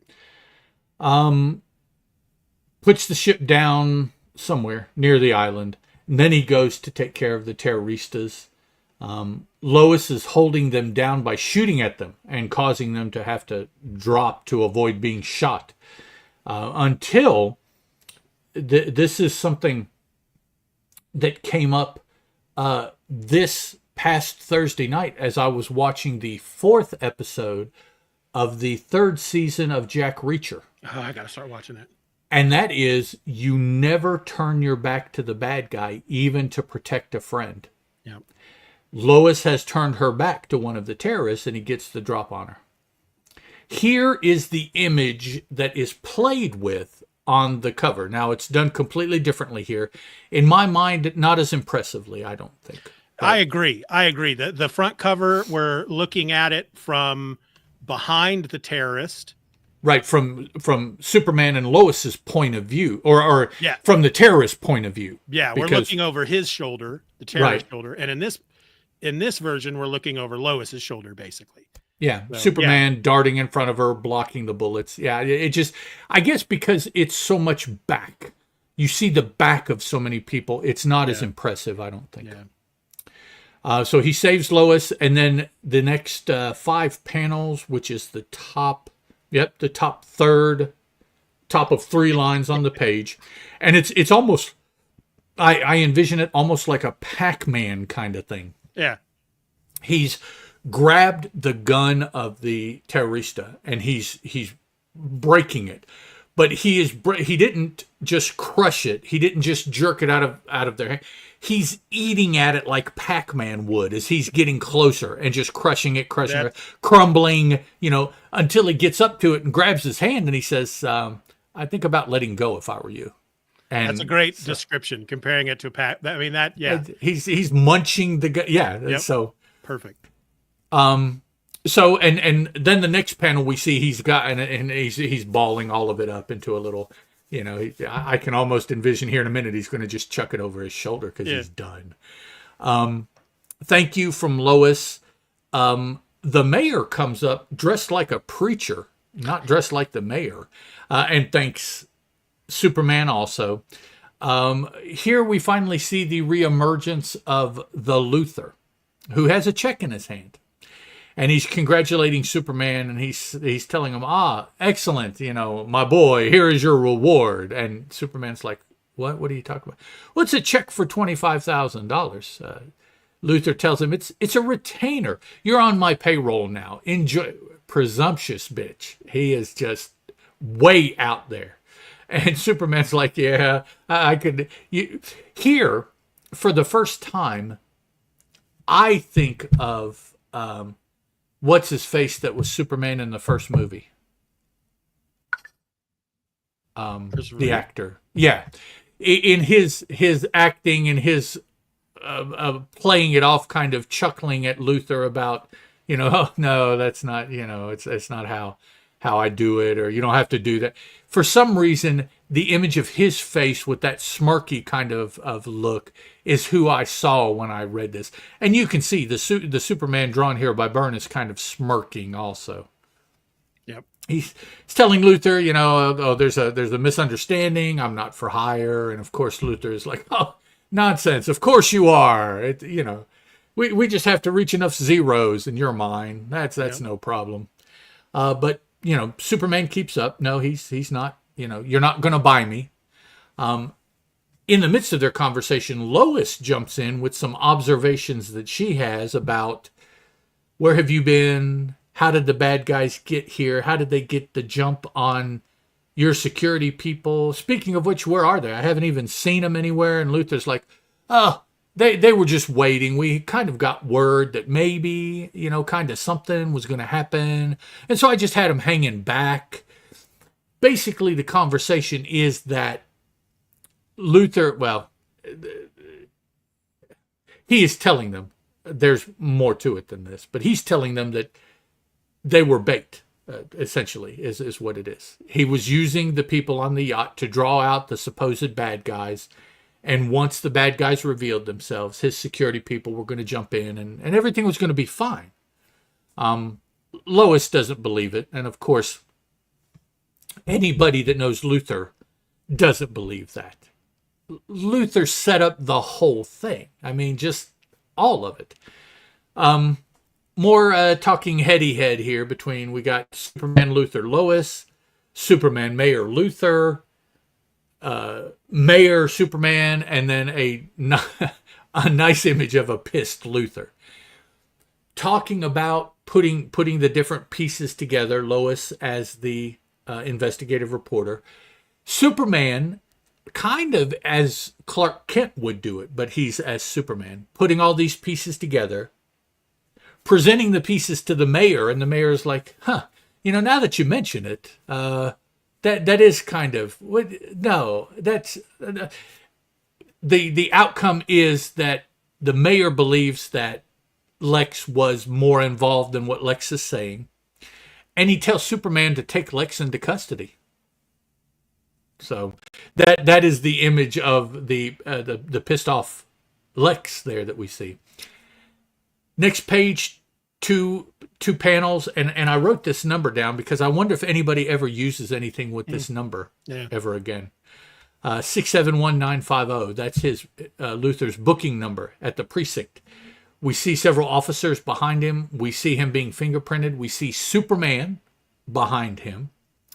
They escort Lex to the cell, having taken some of his clothes, and a slightly disheveled Lex is thrown into a holding cell with the SUV ching ching drawn up here with a clang.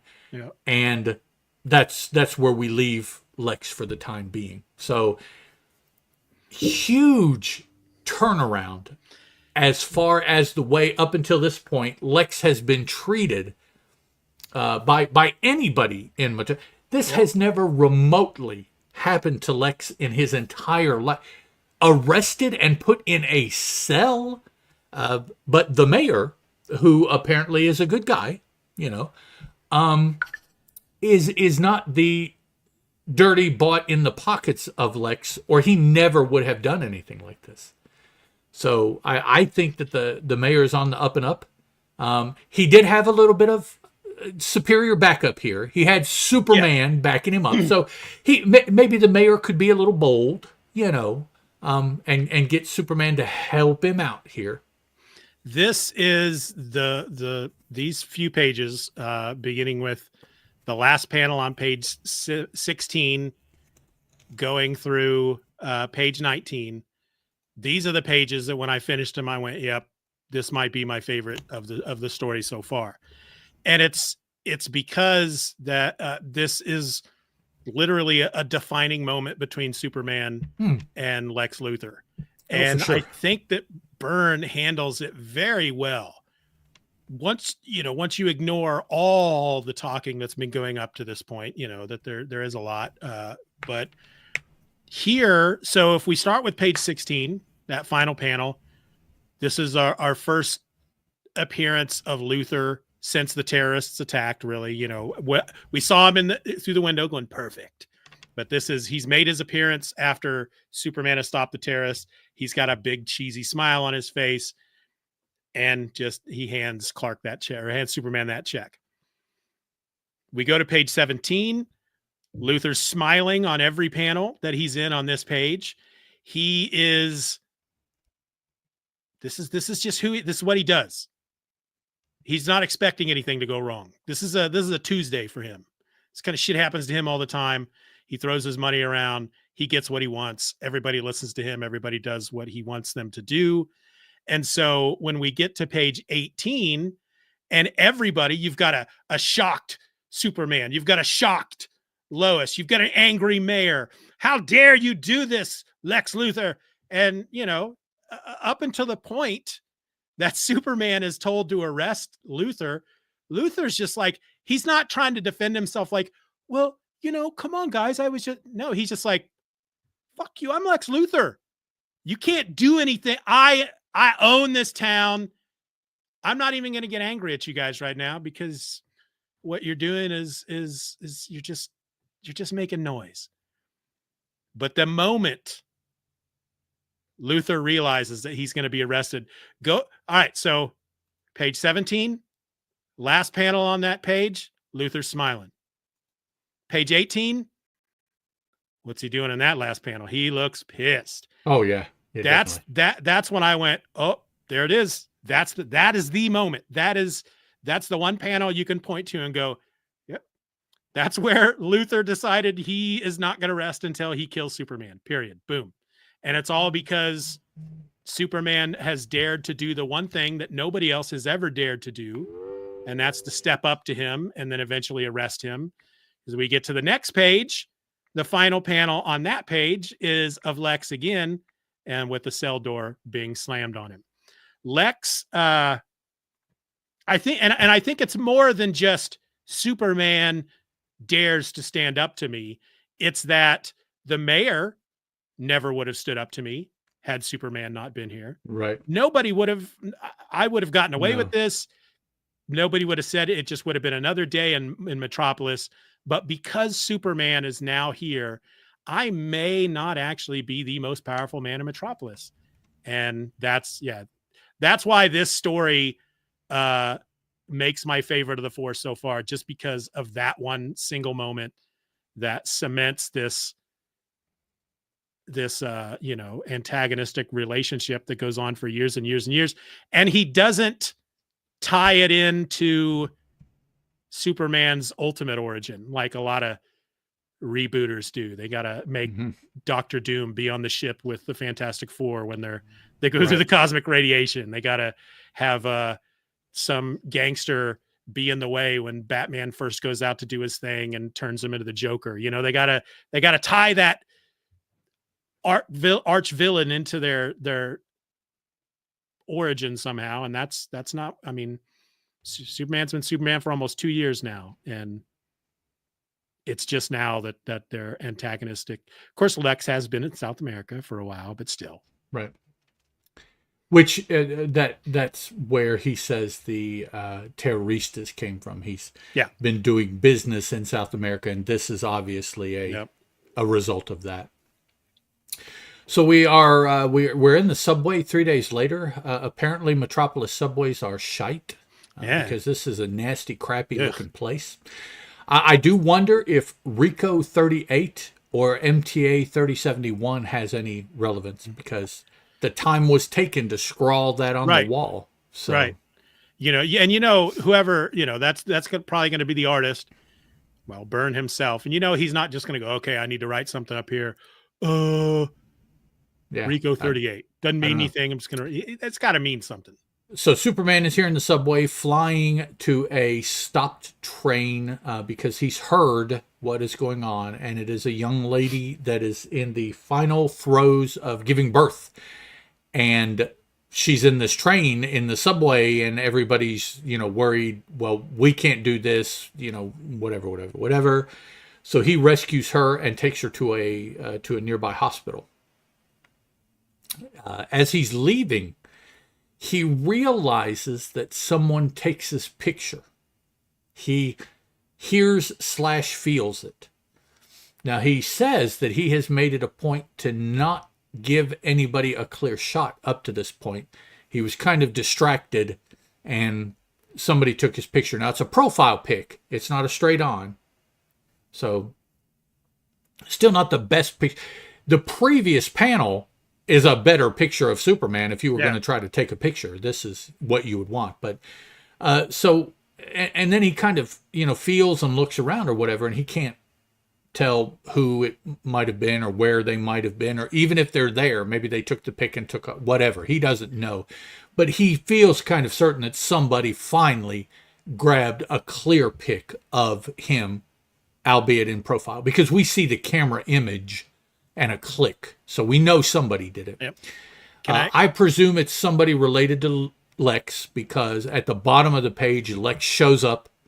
He's waiting for Superman. He knew probably that Superman would be around somewhere, and he waited for him, called him down.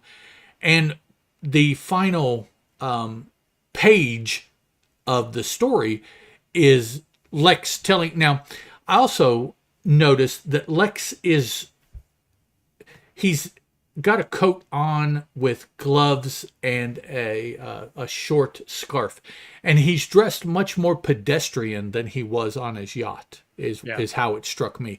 Now, he still does have a button-up shirt and a tie that you can see under the coat, but he's not as affluently dressed, I don't think, as he had been previously. But he does, and does exactly what you were talking about, tells Superman, you've made an enemy, the worst thing you could have done, and I won't stop until you're down. That's all. Yeah. Everyone will know that I'm the one who killed you, but nobody will be able to prove it. He's just there to tell him that as of this moment, you're a dead man. Just don't know when it's going to happen. That's how the issue ends. The Mirror Cracked is the title of the next episode. So Superman getting his picture taken on the previous page.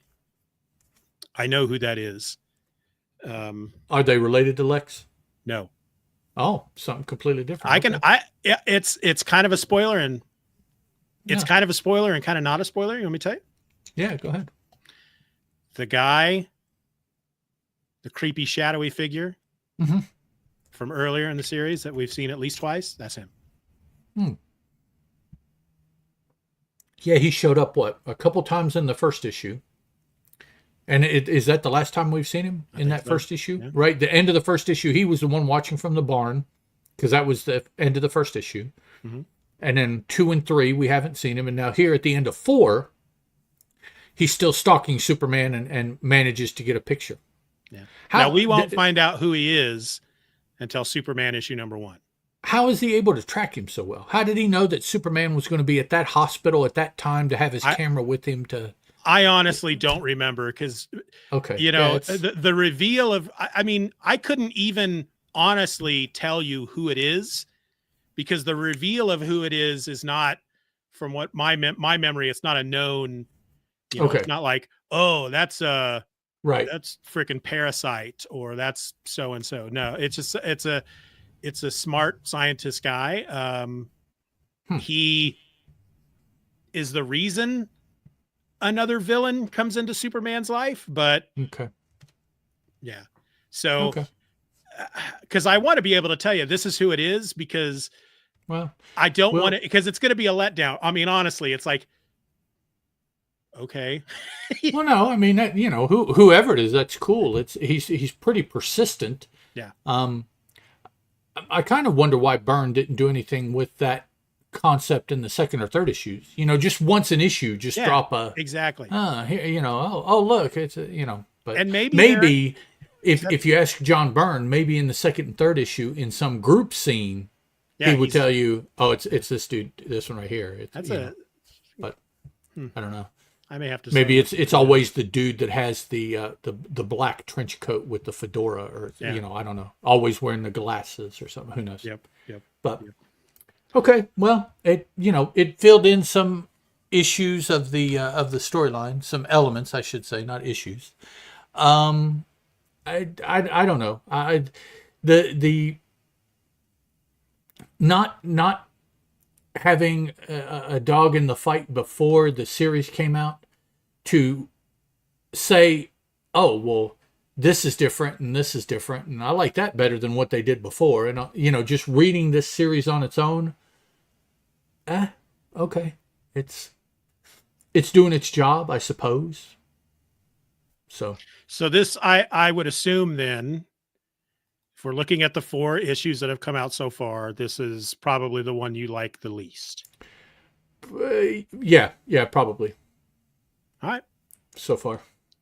I think as far as an issue that, if you're looking for excitement and action and adventure and fun and daring do and superhero action, this is not the one you want to be looking for. This is well, I would say that about the whole series so far. Yeah, If, no, I agree. If that's what you want from your Superman, this is not the place to start. Don't tell somebody, oh, you need to read this first. No, I'm really. I tell you what, when we get to the end of the 6th issue, I'm really looking forward to hearing your thoughts on that one. Okay. Do you have a favorite moment or favorite scene that we haven't talked about yet? I probably my favorite panel would have to be that of Lex Luthor when he realizes Superman's going to take him in. Yeah.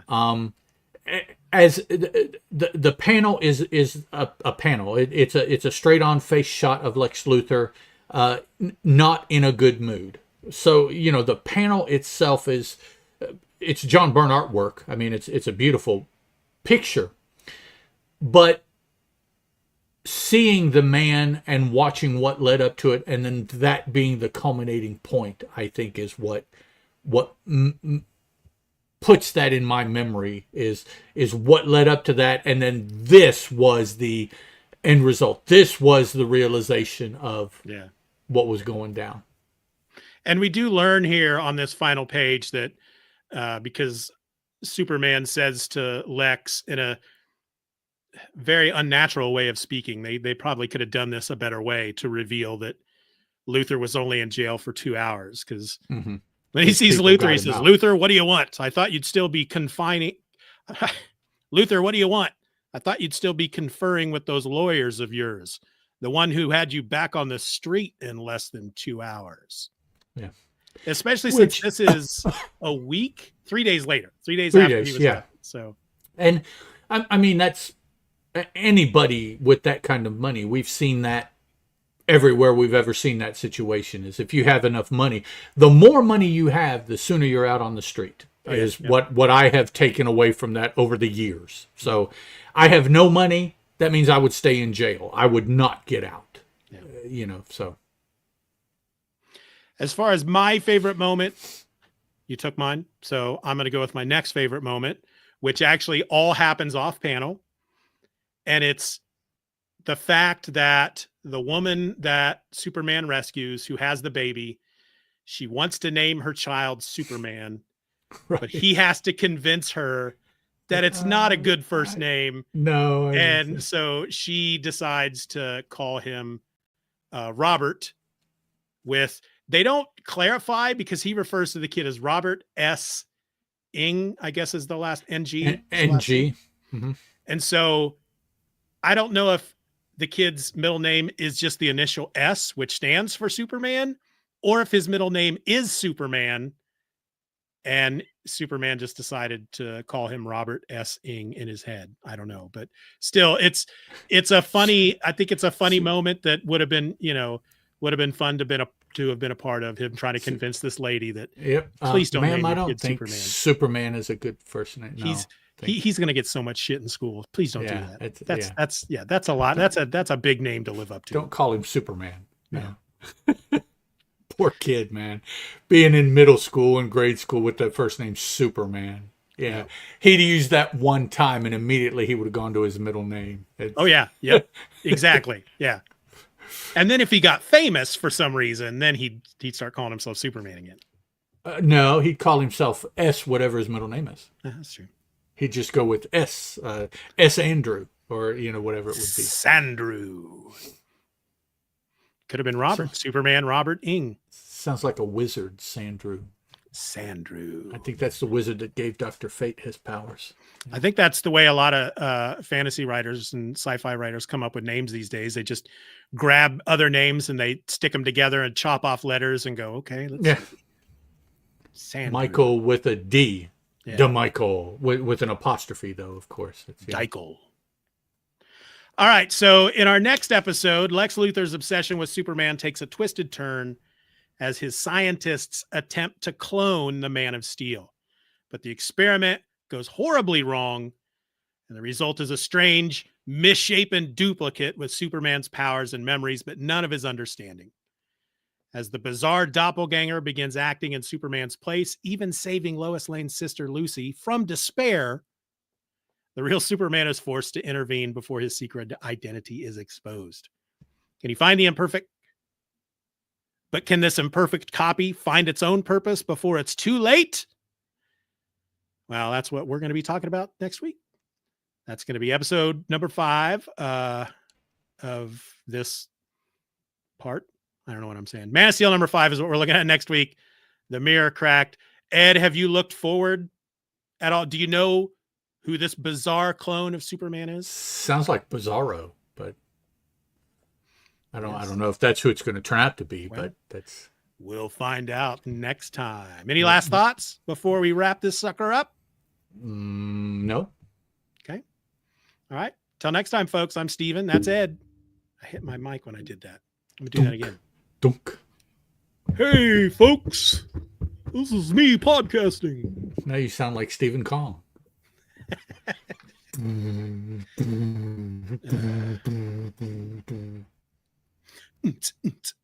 For any long-time Donkey Kong fans, that was my game impression there. Yeah.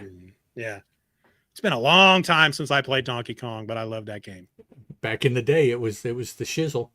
See, if you were a guy who watched Family Guy, you'd have seen the episode where Peter builds a live-action version of Donkey Kong in front of his house to show his kids that it can be done. Okay, cool. Sorry, not a Family Guy fan. That's all right. So until next time, folks, I'm Steven, that's Ed, and this was the Superman Super Show Post-Crisis Edition. Bye. Ciao. Okay. No, I prefer to watch Reacher and Rings of Power, Lord of the Rings, and stuff like that. Oh, yeah. I mean, I agree. I watch a lot of, I love Family Guy. I love American Dad, The Cleveland Show, Bob's Burgers. That's not one of Seth MacFarlane's, but still I like that show too. But a lot of that stuff I have seen often enough that typically when I'm watching it nowadays, it's because I don't want to have to think about what I'm watching. Oh yeah. Yeah. I definitely can see that. Whereas those shows I named, you definitely want to watch. I mean, that's... Yeah, exactly. Yeah. Yeah. There have been plenty of times where I've tried to sit down to watch something like that, and I'll be 20 minutes in and realize that I've been on my phone the entire time and I have no idea what's going on. You haven't been watching it, and it's like, well, I'll stop because what's the point? Exactly. Yeah. That's when I stop. And you definitely need to watch Reacher. Have you seen any of it?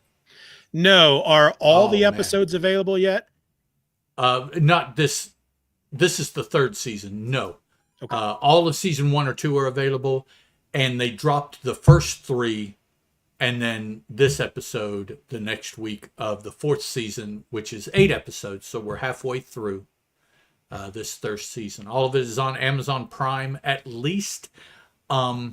Being a year and 2 years old, the back episodes may be on another service. I'm not sure. But I do know that everything is on Amazon Prime. So is the Rings of Power, Lord of the Rings, if you want to watch it. It just dropped its 2nd season. Yeah, I caught up. I'm caught up on that. I got Prime for the month. I think whenever the final episode to watch that season, that was in like October last or something like that. So when they finish, when all the episodes of Reacher are there, I'll 4 weeks from this Thursday. So by the end, so the beginning of April, you should be safe that season 3 is done. Yeah, so I'll get Prime for the month in April, and I'll watch that then, because I am looking forward to it. He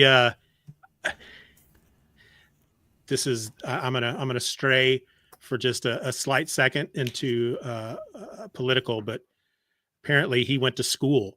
The guy who plays Reacher, Mhm. he went to school with Matt Gaetz, and has Oh, recently referred to Matt Gaetz as his oh, adversary. maybe I did see that recently. Yeah, yeah, okay. Yeah. So Yeah, now this actor was also in the Titans series. Did you okay. know that?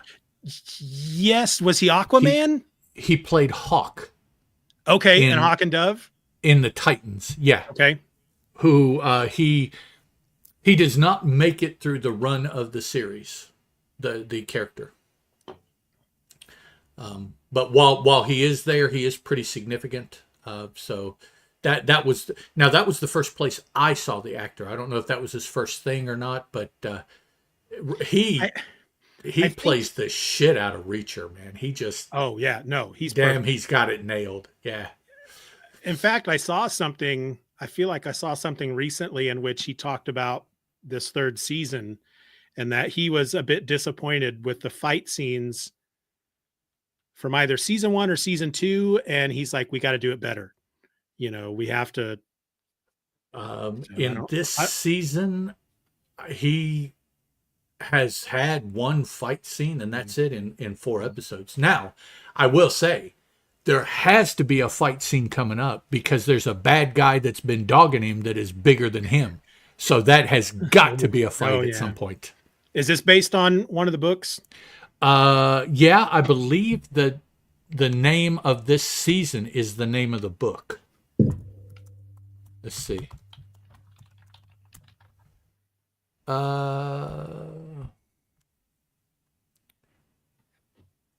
and I don't see where they name the season. Okay, season 3, TV, based on what book?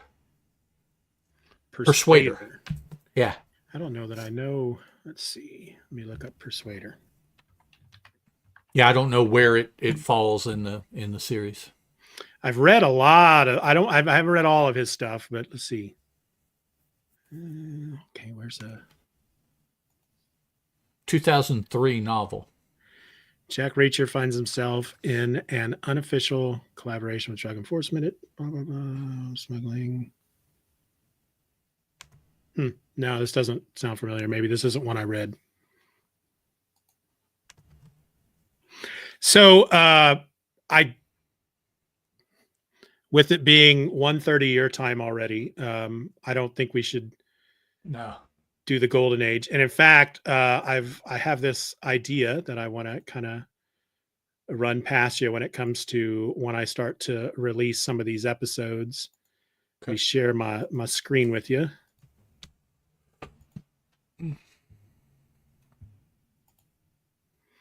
Okay, so this is our current schedule. Okay. Um, Episode 76 just went up this past Monday. 224. Okay. Yeah. And then episode 78, is that right? Yeah, because this was episode 4, 5, 6. So episode 78, which will go up on 324, will be the 6th episode of the current season that we're in, which is season 7. Right. So my idea at this point is to, with where we're at right now, season 7, we start doing the first half with Golden Age stories, and then the second half with post-crisis stories. That's fine. And then so we have everything recorded plus one for Golden Age stories. So we've got the first episode for season 8 already ready. Right. So we just finished this one. So yeah, I'll just start, we'll do 6 Golden Age and then 6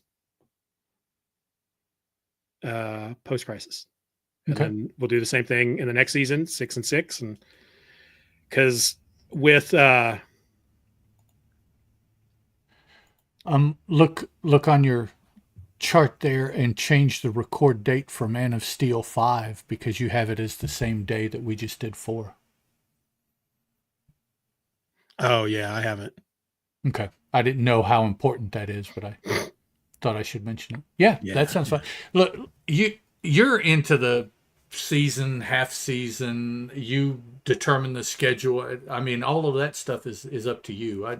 Whatever you want to do is okay with me because I don't see a reason to not do anything that you've suggested about when or how to release them or anything like that. So I mean, I'm okay Well, with just about anything.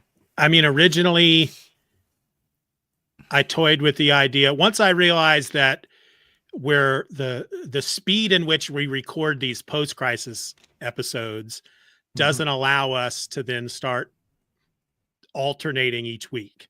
Mm-hmm.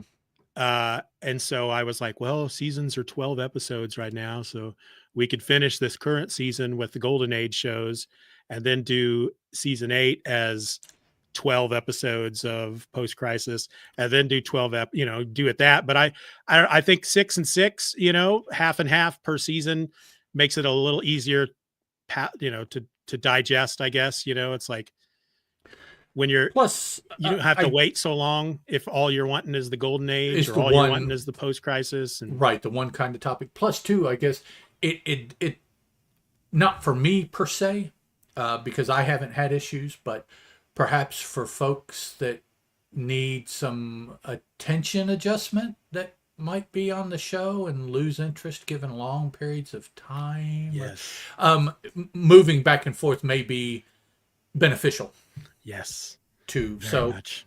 so that's fine. Yeah. And in fact, I even there, I was almost, I want a suggestion that maybe we could do at some point, um, either starting with season 7 or starting with the season 8. What if we add an extra episode at the end of the season and talk about like an Elseworlds Superman story?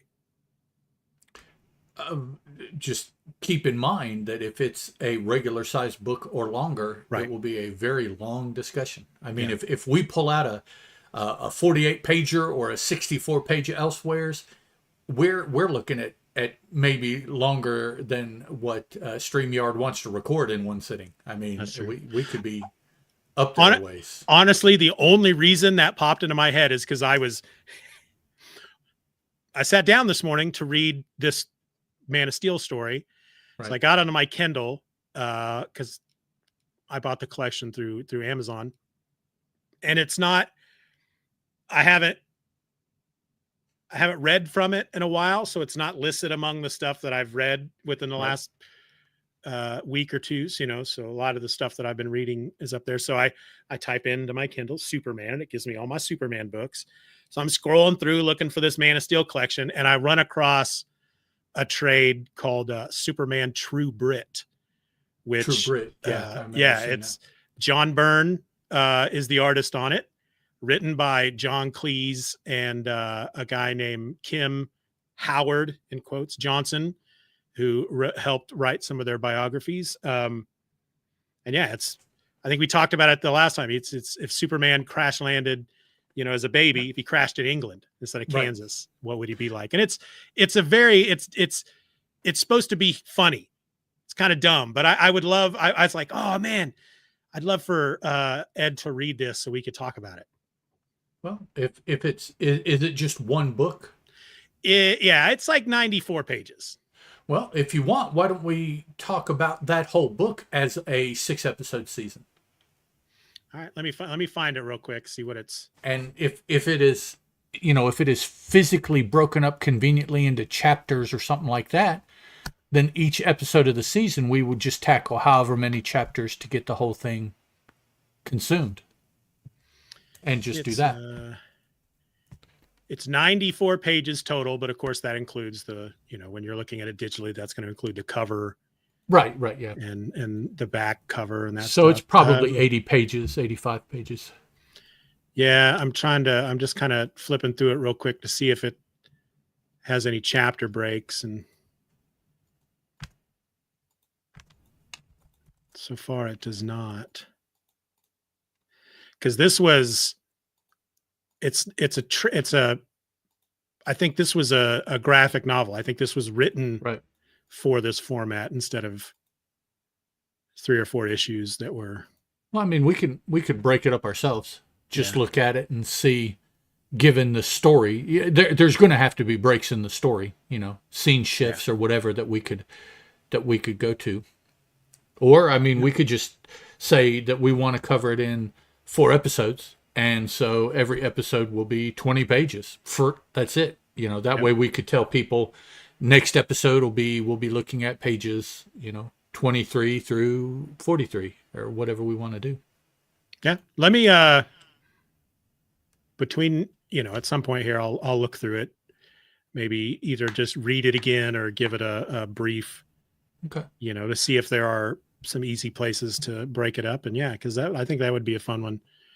I think every once, like once a quarter, every quarter or something, or whatever, it'd be fun to, I don't know. We'll see.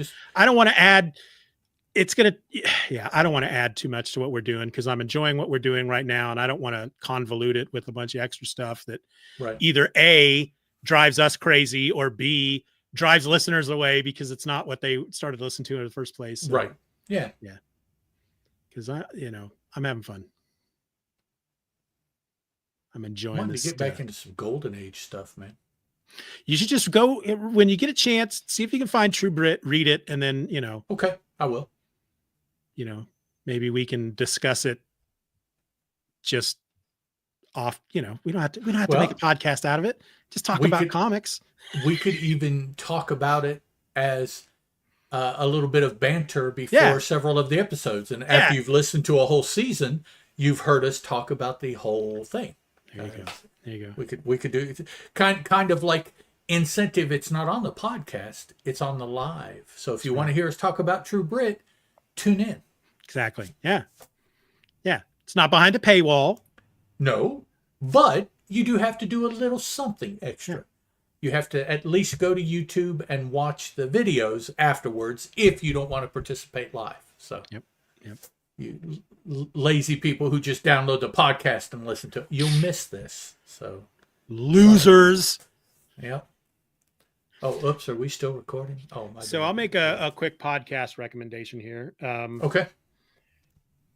I know. I feel like many episodes back, I talked about a short.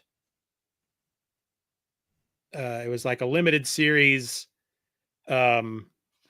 documentary podcast called Stealing Superman. It was let's see how many episodes. I'm not sure. That doesn't sound familiar. It was it was 8 episodes. There's a 9th episode to it that ties in and doesn't tie in. But as far as the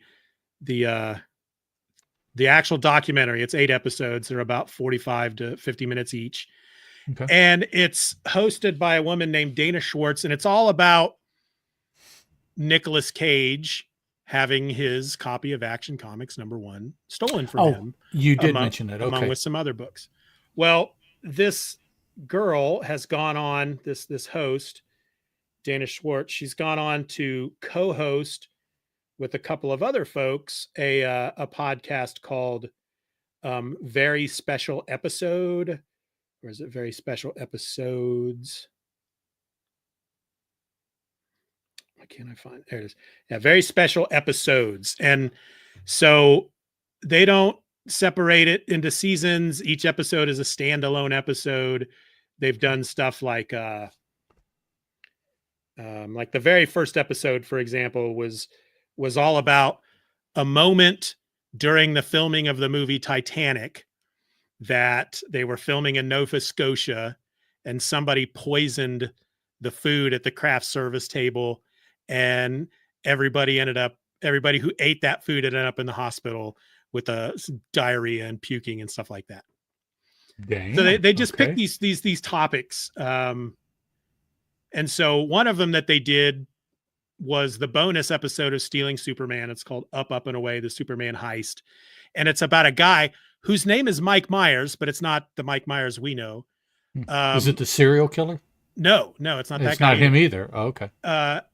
Somebody who had this huge Superman collection in his basement. He was neurodivergent, um, working at a Hardee's, I think, and some guy that he worked with at the Hardee's with him kept trying to get him to let him come over and look at all his Superman stuff. And then when he did, the guy ended up stealing it from him. And basically all the what came out of that with all these people getting together to get him all these Superman comics and collectibles and all this junk.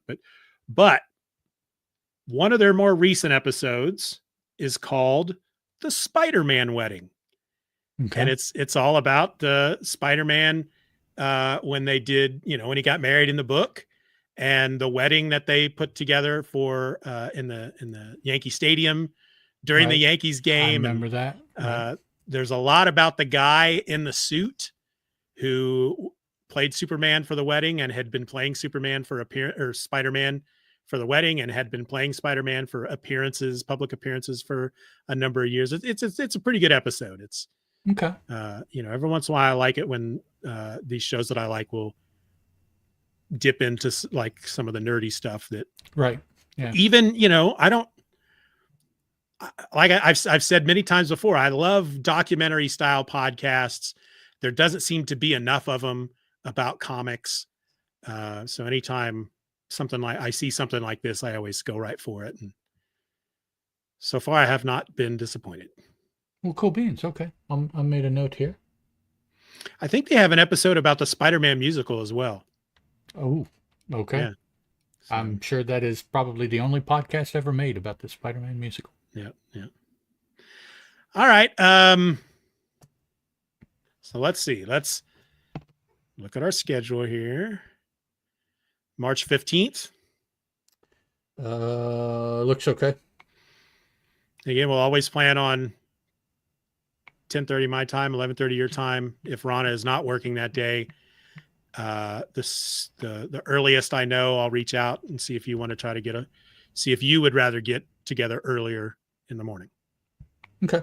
So I won't schedule it through StreamYard until I know for sure what her schedule is for that Saturday. Right. Okay. I'm recording with Billy tomorrow, talking about the first 2 Kirby issues of Black Panther. Oh, interesting. I have those on my Kindle. I'll have to read them. Yeah, where he's wanting to talk about the Kirby issues, which I think are the first 12, maybe 14 of that series. So we're starting tomorrow with the first couple. So will you? It'll be a few different episodes where you guys will talk about all 12 of the issues, but like 2 at a time, maybe. Yeah, probably 2 to 3 an episode of whichever show. Probably, what's it going to be? Probably Bronze Age Monsters, I think, is where he'll release it. I have so much Black Panther stuff on my Kindle. When Chadwick Boseman passed away, and they gave away all of it for free on Comixology. Yeah, I got all of that too. Yeah. So it's like one of those things where it's like, I want to dig into some Black Panther, but I mean, the obvious place to start would be from the beginning, but still you feel just so overwhelmed with so much of it there. Yeah.